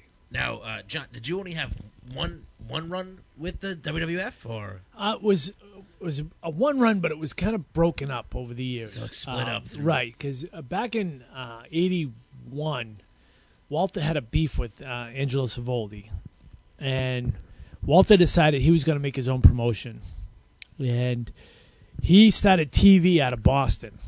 And back then, you didn't run a promotion unless you had TV because nobody knew who your talent was. No money without TV. Right. Basically. You had to have TV stars or it didn't make any sense to run a show. Right. So we started a show on Channel 25 in Boston called Bedlam from Boston. Now, did Kowalski get this spot mainly because of the name he already had? Like, he had that much pull where he could just be like, we're gonna do TV. Like, right. Exactly. He went to Channel 25 because back then, you had your network channels, which was 4, 5, and 7 in Boston. Yeah. 25, 56, 38, they were independent stations. Right. They weren't affiliated with a network. They could only get network shows if the network was syndicating the show. Yeah, by syndication, yeah. So Channel 25, which is the Fox network now, of course Fox never existed back then, they were the Christian Broadcasting Network. Yeah. If you could believe that, right? But they would show religious shows Monday through Friday during the week, and then the weekends it was kind of open. So for $1,000 for an hour, you could put a television show on. Now, this is for the week? For the week. For $1,000 a week? $1,000 a week. So we got the Sunday morning spot, 11 o'clock, because Vince McMahon had the 11 o'clock Saturday morning spot. He also had the 1 o'clock on Channel 38. Yep. And Channel 27 in Worcester, he had a 3 or 4 o'clock time. Yeah. So we got the Sunday morning at 11 o'clock. Sounds like a good time. Yeah, it's except there's a show on Channel 4 in Boston called Community Auditions, which was the most popular show Channel 4 ever put on. Right. It was just local talents that would come out and showcase themselves. Now you're talking like singers, like dancers, musicians, whatever it happened to be. Yeah. 5 people would go on within the hour. People would send in their votes. They'd call them in, and it was just a very popular show. We're running head-to-head with them. So we come on, and all of a sudden people are seeing that, hey, they have Larry Zbyszko. They have Johnny Valiant. These are people we know. We know these guys. Killer Kowalski. And then there's all these guys they don't know. Where'd they come from? Right. Well, it was all Walter students. But they didn't know that we were all Walter students. Right. So we come out, and we're doing our thing, and we're starting to get over with the Boston audience. People are starting to catch on to this show. As cartoony as some of it looked, it was working. Right. they liked the Soul Brothers. They liked Tony Ulysses and Chris Grant. They liked Jethro Chambers. They liked the way that the older guys interacted with us, and that we were starting to build up a little bit. Yeah. We started running some house shows. Some of them worked, some of them didn't. But we were starting to make an impact, and it started to scare Vince McMahon a little bit. Bruno came in. Now it really scared Vince McMahon, because all of a sudden, now we have his top guy working for our office. Yeah, and now we're competition. And for Bruno him. is still working for Vince. No, Bruno had left Vince. Okay. He had some heat. He left. He decided he's joining Walter. Him and Walter together with Dominic DeNucci, we're going to take over this territory. Yeah. It was a good thought. We've now started 2 TVs. We had a TV in Boston, Channel 25, and we had a TV in Pennsylvania. So we went out. We would do the TV out there. Of course, there was some different talents out there that were working.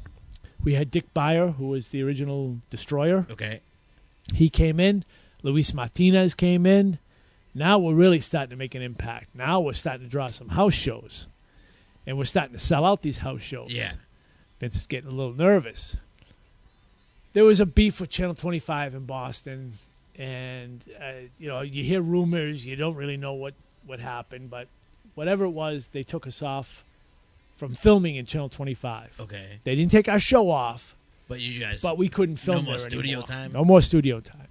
Now you guys are straight shooting this TV style in a studio in Right. Boston. So you guys, a few rows of chairs. Right. Couple cameras set Back up. then, TV was always shot in studios. The only different TV was WWF, Right. which was They would always do done at the the Philly arenas. Arena or Yeah. Allentown or Hamburg, where you had 3,000 people. Everybody else shot their TV in a studio, And for the 50. 50 to 100 people Yeah. tops, which really threw me off when I went to Montreal. And this is where we shoot TV. This is a TV studio. There's a setup for a little kids show over Yeah. there. Hodgepodge Lodge is going to be coming on.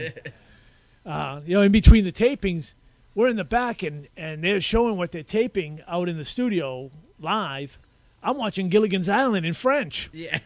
And I know this episode. I remember this. This is Gilligan Yeah. breaks the coconut I over the didn't know. professor's head. I didn't know Gilligan could speak French. That's pretty cool. So we're doing the old style studio wrestling. Yeah.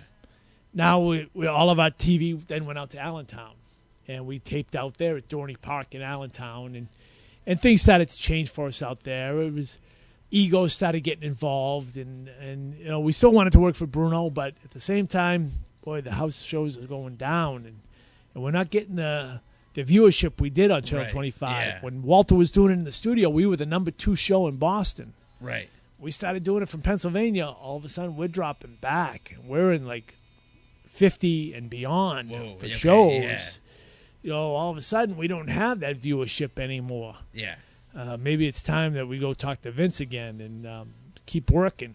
Now, right at this point, this is in the middle of the. Were you around for the 2020 expose on wrestling? That was a little bit later. A little bit later on. Yeah. 83, I went back in and started working steady in New York. Yeah. And that's when all the things with Hulk Hogan and the Iron Sheik and all that happened. And I stayed steady through 84 until the summer of 84.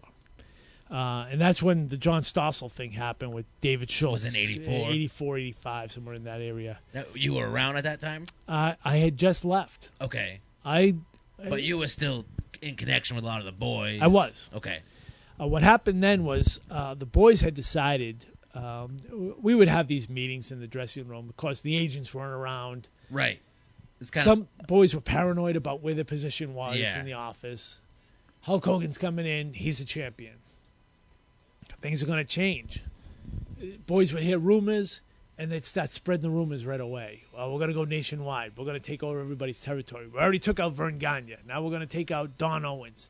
Now we're going to take out Jerry Lawler. Now we're going to take out Eddie Graham. The problem with the territories is it's not sustainable. And a lot of people would say now, well, the territory days were better, and they were better. They were Right. better for learning. They weren't better for making money. And you can't sustain the territories today the way they were sustained back then. Right. Because the boys can't afford to stay on the road 5, 6, 7 Eight. days a week, make chump change, and still support their families. Yeah. You can't do it. Hotels aren't $15 anymore. Exactly. You can't stay at a motel for less than $50 unless you have 5 of the boys sleeping together, and nothing good can come from No, 5 of the boys sleeping together. That's just trouble from the get-go. Right, exactly. And that's stories that maybe we don't want to tell on this podcast. Well, listen, I always want to hear those stories, John. Now, We tried ripping off a few hotels in our day by sneaking guys in, but they seem to always catch on us and hit us with the extra bill. yeah, hotels now like charge by the head. They don't charge by the room anymore. Well, Like, you used to have the motels where one guy would go in and check in, And then drive 8 around. guys would- And you always parked in the back, and then everybody would come running out of the car, and we all We go used into to the try room. that same thing, but it didn't work out for so well for us. We had now the hotels, though. I mean, the last time we tried to pull that stunt, we had a couple of the boys waiting by the emergency exit. yeah, And I'd go out. I just got lucky because some lady's walking her dog. So I opened the door and I let the people in. And security came up and knocked on my door and said, "Why'd you open the door?" "Oh, there's a lady walking her dog. She just went out the side door over there." yeah. They never said anything about the 2 guys I let in through the emergency door. Don't worry about that. Oh, yeah, it just happened to be 2 guys. Oh, I don't know. I think they're staying in the room down the hall Yeah, who somewhere. knows? I don't know where they went. But you had to do that to survive on the road. Right. And that was very obvious. And this is back something then. that, like you said, Walter taught you from the get how to. Yeah, Walter taught us a little of that, but it was really the boys on the road that taught Right, us just how to going do out, it. Yeah. Pulling the art of the chewing screw was taught to us by boys on the road who, God rest his soul, Tony Altamori, was a master at this. yeah. What he would do is all the boys are eating, and, the boys eating, there's going to be a bill A lot for of this. food. Yeah. There's a lot of food. It's gonna be a big bill. And even back then, the diners were affordable. We could have paid the bill. Right. We just chose not to pay the bill. What it would be is Tony would say, "Hey, I got this, boys." He would take the bill. He would cup it in his hand. Leave the tip for the waitress. So the boys would all pony up for the tip. The waitress, yeah. Right? So we'd all give her a couple of bucks. Tony would go up to the counter, take out a 10, say, "Could I get change for the phone?" They give him $1 in change, give him $9 back. Yeah. Right? He had the bill in his hand. So the waitress sees that he had the bill in his hand when he went up. She thought he paid at the register. They're handing money. It looks like there's Exactly. an exchange. The girl at the register looks at the table. The boys are all kicking a couple of bucks on the table. She thinks the bill's being paid on the table. Everybody leaves. Nobody actually paid the bill. Waitress got herself a couple of dollars, She got a tip. but the bill was never paid. Bill doesn't paid. Yeah. And the boys got away with eating for $2. At least you tipped the waitress. We did. We took care so of the she waitress. didn't make out so bad. Right. It was only the diners where they'd force the waitress to have to pay the bill. Now, at this point, this is the 80s, right? 80s. 80s. Exactly. And this is when the idea of the big man in pro wrestling's coming about. Right. You had the big man, and what was happening was it became blatantly obvious that the only guys who were going to get pushed where you had to be extremely huge, Right. extremely talented, or you had to be pumping steroids. Because How they were the only guys who were getting the push. how common was steroid use? It was not talked about. It was never talked So about. it wasn't was like an blatantly open deal. obvious, but it was not talked about. George Saharian was the doctor out in Allentown. Right. You go to him every 3 weeks. He would give you your bottles. He would do your blood pressure, check to make sure you're doing okay. And he gave you whatever it was you were going to be taking for the next 3 weeks. Make sure you had your needles so that you could do, it was all clean needles. He did take care of the boys in that respect. Now, did you ever partake in any of that, John? I did. Because I was in the big office. Yeah. Because This is all in New York, you said. in New York. Because the only way to make it big was you had to be big. Yeah. You had to do what you had to do. And you didn't have the vitamin shops. You didn't have the GNCs. You had Yeah. no way to get supplements. You had Plus, these, like you said, you guys are on the road every day. exactly. You had these little drugstores that would have amino acids, and you would have some supplements. You could get vitamins. Yeah. But you couldn't get what you needed to get big. Right. So you had to do what you had to do. And we did what we had to do. Now, did you feel pressure from the office? No. Or was it more like an No. internal thing? The office never would pressure you. But you knew that if you didn't do what you had to do, you weren't going to get booked. You were gonna get left at wayside, basically. Exactly. And working was better than not working. Right. So it's a business that I loved, business I loved being in. I was going to do what I had to do to stay in this business. Yeah. So I did what I had to do to get big. And some people now, they look at that like Pro Wrestling Classics that's on Facebook. Yeah. And they see pictures of you from back in the day. The New England one, right? The New England yeah. Pro Wrestling Classics. And there's a picture of me from 1984. And, boys are coming up and say, man, you were in shape back then, huh? Well, what am I now? You're in shape now. But back then, for that time, it was really good shape. It wasn't Yeah. great shape. It wasn't the Paulo Orndorff. It wasn't the Jimmy Snuka. But you were big. But I was big. Yeah. And I had size, and I looked good. The problem is now, okay, Jimmy Snuka comes in, and yeah, he had that leap. But what was it that drew you to Jimmy Snuka? The guy was jacked. He was totally ripped. Why was he getting the push? Because he was totally ripped. Why was Paulo Orndorff getting the push? Yeah, he was a tough wrestler. There was a lot of tough wrestlers. Why was he getting the push? Because he looked so good. Yeah. Everybody else had to look good. So now you come into 84, and I'm going through the year, and I'm getting a lot of bookings. Yeah. And I'm making a lot of money. But I needed to get more experience. And in my mind, if I left New York and I went somewhere else and became a big star, they'd bring me back in Right. under another name, and I'd be a totally different person and a big star. That was only in my mind. Right. So I went to Montreal. I called Gino Brito. He said, come on up, John. We got a spot. We'll put you in. Not a problem. You come to Paul Sauvé Arena. He told me where to go. Rue Beaubien. Well, Rue is street. Yeah. And the French always talk backwards.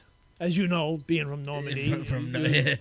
You talk backwards all the time. Especially this guy over here. He's always back. talking. I never know what he's talking about. Yeah, you have to think of, what the hell did he just say? Just think of it backwards and you figured it out. Yeah. So I went up there, and my first match was against Dennis Goulet. And I wanted to make an impression up there. So I attacked him right away. Yeah. And started beating on him. And then I let up. And I got back to the dressing room, and Tarzan Tyler pulled me aside. Said, if you don't mind me telling you, you started out great. You attacked the guy. You beat on him. Then you stopped. Why? Well, he's the over guy. I had to put him over on TV. Yeah. He said, the hell with him.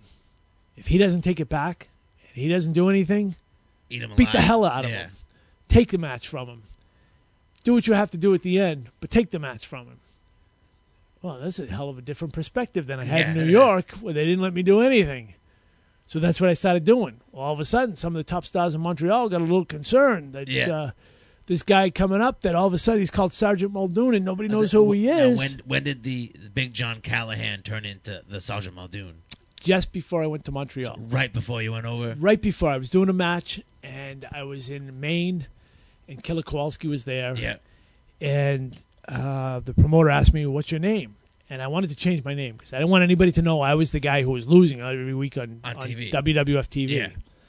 And my name is going to be Max Muldoon. And Kowalski said, what? I said, well, that's a cool name, right? I mean, it's Northern Ireland, I'm going to be built from. First, you don't even sound like you come from Northern Ireland. Yeah. You're going to be Sergeant Muldoon. So, well, that's cool. That works, Okay, yeah. that works. Yeah, I'll do that. Okay. So I became Sergeant Muldoon, and I went to Montreal. And all of a sudden, Sergeant Muldoon, although I was losing a lot, was getting over. The character. Was getting over.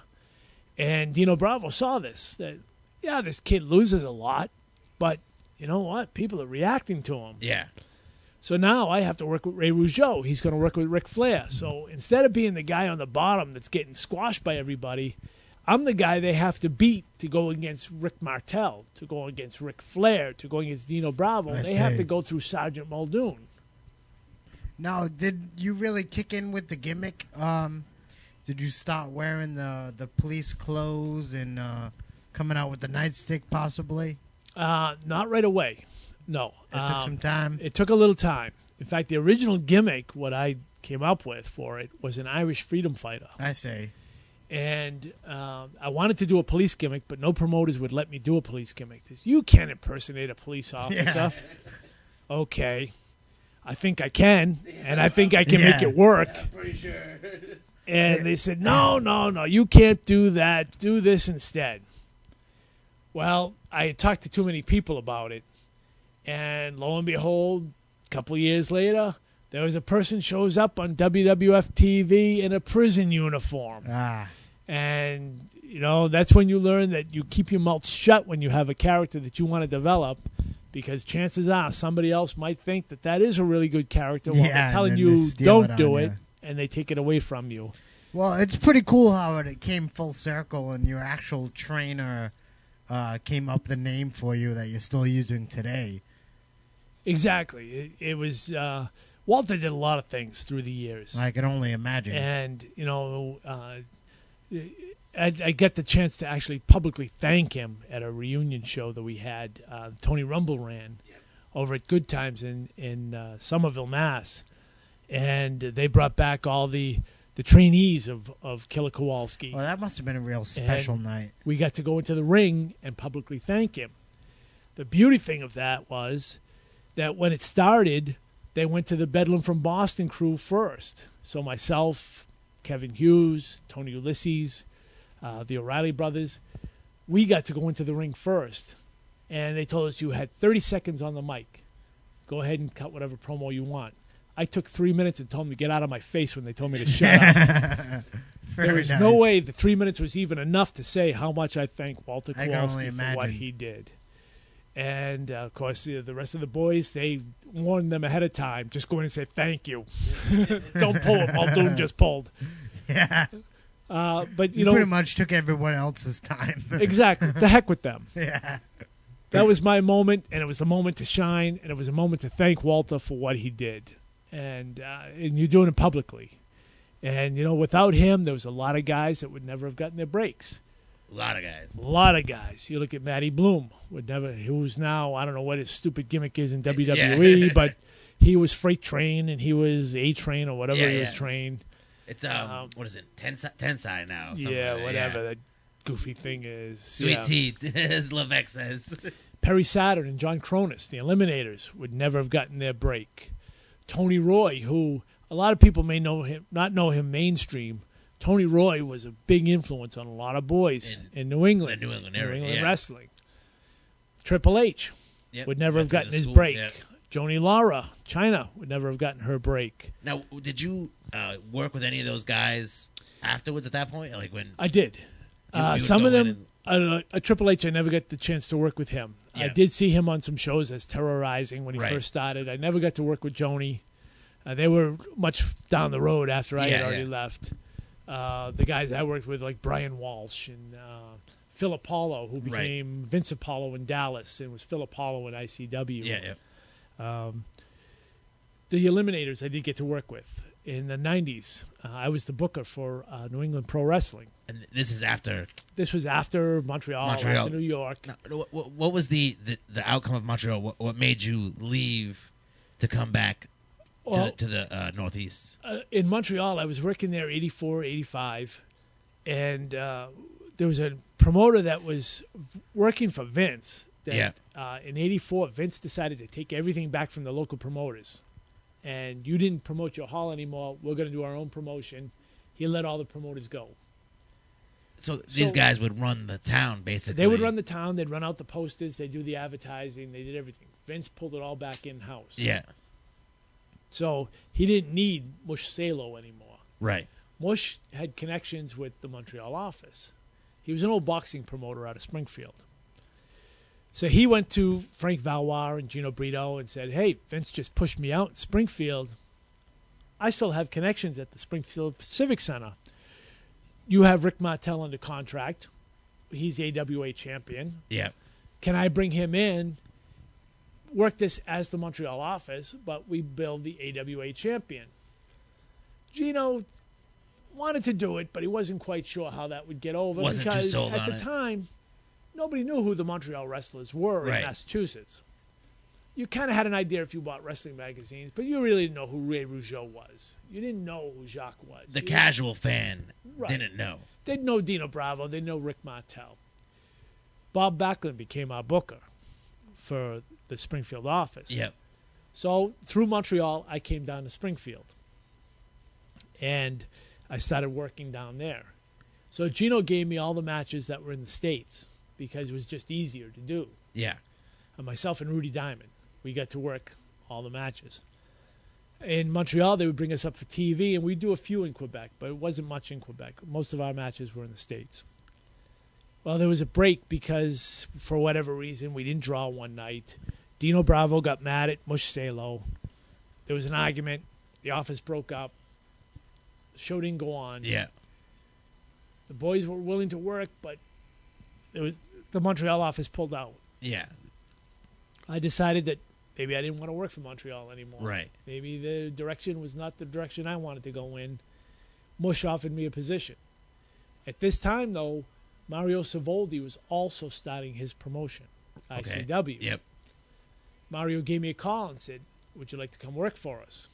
We're starting a promotion. We're working with Carlos Colon from Puerto Rico. We could put you in, and you can work pretty steady. Well, okay, if I'm working for Mush, I'm working for ICW, yeah, I can keep a steady paycheck going. Yeah. Works out good. So I went to work for Mario Savoldi. They had me do the gimmick from WWF because that's what the people are going to remember you. They're not Right. going to remember Sergeant Muldoon. They don't even know who that is. So they wanted you in as Big John Callahan? Exactly. I didn't want to do it.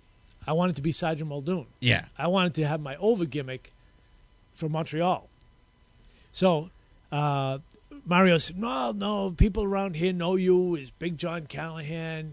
We're going to use that gimmick, and you just come in. So they were and do they it." were just adamant about Exactly. You being, So, okay, I'll do that for you. For Mush, I was Sergeant Muldoon, yeah. and I was getting over. When I first came in, Bob Backlund said, well, you're kind of the undercard. We'll keep you on, but at the time, I was the only bad guy he had Yeah. on the undercard. The beauty of that was I was getting over strong because I was the only bad guy. Now, one night, Tully Blanchard was supposed to come in to work with Carlos Colon. Yeah. Tully's plane, for whatever reason, didn't land. At least it didn't land with Tully on it. Yeah. It may have landed, but it But didn't. he wasn't Tully there, wasn't yeah. there. Now they need somebody to work with Carlos Colon.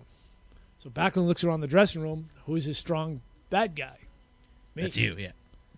I got to work with Carlos Colon in the main event in Springfield. Yeah. All of a sudden, I was elevated from bottom of the card to top of the card in just one match. in one match. And I stayed top of the card. In Springfield, I would go out in the opening match. Now, Sergeant Muldoon, the original gimmick, was a masked gimmick. Right. And I would go out and do my mask gimmick. I would then come back as John Callahan 4 matches later, do a totally different character, and wrestle a match. And nobody in the arena knew it was, the exact same guy that had just wrestled earlier in the night. And we'd switch that up. Sometimes I'd go out as Callahan first, then I'd do Muldoon, and I'd go back and forth with that. Nice thing about that was I learned how to work Right. really well. I learned how to work audiences really well. And I got to work with some guys that I'd never seen before. Roberto Soto, who you guys may not know who this is, but Roberto was probably one of the top 10 Latino wrestlers in the world ever. He was just a fantastic worker. Yeah. The unfortunate thing is not every promoter realized that. Yeah. That you had Mil Mascaras, you had Roberto Soto, then you had Pedro Morales and Carlos Colon and Jose Lothario and all this. And they didn't understand the talent that they had right in their hand. And he was right there. And he was there with us. Yeah. Learning from Roberto was just fantastic. We had Davey O'Hannon, who, you look at Davey's career, he's not a real successful guy. Davey was great to learn from. And this is all ICW? This is Northeast Wrestling. Northeast, okay. ICW was the Puerto Rico office. I got to work with Abdullah the Butcher. Okay, Carlos Colon, actually out in Puerto Dory Rico. Funk, the Sheep Herders. No, we were filming here in New England. Okay, and it was airing there? It was airing here. It was also airing in Florida. It was airing in Pennsylvania, New Jersey. Puerto Rico had their own TV. Yeah. We weren't on that TV. We were on TV here in the Northeast. Okay. ICW's TV went everywhere. Yeah. They were on every independent station. And we were getting over. All of a sudden, we became competition for Vince. So for the second time in my career, I'm direct competition for Vince McMahon. Yeah. We filmed in Portland, Maine. I got to work with Abdullah the Butcher and busting him open on TV. I worked for ICW. Wait a minute. You busted him open? I busted him open. He didn't bust you open? No. What happened was... Did you happen to bring your own fork? and it wasn't even my fork. Wow. What happened was they told me to jump him before the bell sounded. So, okay? Just lay him in there. Not a problem. So when he got into the ring, I laid him in there. Very nice. All of a sudden, there was red everywhere. I just kept punching him in the head until blood was going all over the place. Did he have that much scar tissue at the He time did. that it would not be very hard to bust him open? Yeah, that was pretty I much see. it. Very nice. All you had to do was give it a couple hard punches, and it was going. I see. Gordon Soley was our TV announcer, and he played that up huge for Just me. real big. Put it over huge. Now, even though the fact that Abdullah nailed me with that elbow at the end, and then Tommy Fernini blocked him from a second one, Yeah. the fan reaction was so huge, they couldn't do anything but put me on more shows, because even though I lost the match, Right. They knew. the reaction I was getting was that, hey, this kid, even losing, is getting this whole crowd popping. Yeah. Of course, I got yelled at when I got back. How could you make Abby a good guy? What the heck are you doing out there? Not my fault. They hate me more than they hate him. They wanted me to get killed out there. Yeah. So then, the realization starts hitting you, and the light starts dawning every so often. You get these little revelations. Yeah. You know what? If I get these people so mad that they want to see me get beat up every night, I'm going to make more money. Right. Oh, I don't care. Win, lose, or draw. It doesn't matter to me. These people want to see me dead. As long as they're paying to watch you get your ass kicked. Exactly. That's all that matters. Let's just keep bringing them in. So ICW was going for a while, going pretty strong. Puerto Rico office. They had ups and downs with that, but we were getting steady work. Mush was booking me out there in Springfield. And Now pay-wise, was that a lot less than you were making? No. ICW paid anywhere from $75 to $150 a night, which Right. was a little bit less. Mush paid me $250 a night. Okay. Every night. Yeah. Nights when I worked double, I got double paid. So. So you'd make, let's say, Springfield Civic Center, I was making $500 because I worked twice Right. on that same show, which wasn't so bad in 1985. Oh, certainly not. So I was making top dollar. I got some bookings to go to Puerto Rico. Afa, the Wild Samoan, Yep. left New York, and he decided that he was going to start his own promotion. It was called Trans World Wrestling. Yep. So now we had 3 promotions running opposition to Vince in New England. Now, was there heat between the promotions? Were you guys all maybe working together? In the beginning, everybody decided they were going to work together because as a collective group, You felt like you could take down we Vince. could take down Vince. Yeah. And what had happened was in 1985, I wrestled Tony Ulysses on top in the Springfield Civic Center, Yep. and we outdrew the WWF. That same night Not the same night, no. They ran the week before us. in the same building. In the same building. Yep. They drew 1,000 people. We drew 1,500 people. To us, this was a major Big victory. victory, yeah. Now, you look at the Springfield Civic Center, holds 9,000 people. 1,500, it looked empty. But it still outdrew The Vince WWF, McMahon, yeah. WWF. To us, this was a major victory. Yeah. We just outdid the major office. Then we did the Rosettes Festival in Norwalk, Connecticut. I was with Tony Ulysses on top. We sold out the place. Packed. There had to be Yeah. 3,000 people there. They had no clue who Sergeant Muldoon and Tony Ulysses were, but it sounded like something that people wanted to see, Yeah. and they all came out to see it. Nice thing about this is now Tony and myself, we're a couple years in the business. We're now the main event. We had to act like we were main event wrestlers. We're no longer were we the undercard putting anybody over. Now we're putting ourselves over. Right. So we're doing a match. We're going to go about 18 minutes in this match, 17, 18 minutes. We were so over with this crowd and how we were working them. We went 15 minutes before we even touched each other. Yeah, you mentioned Because talking we about had that earlier. so much heat going.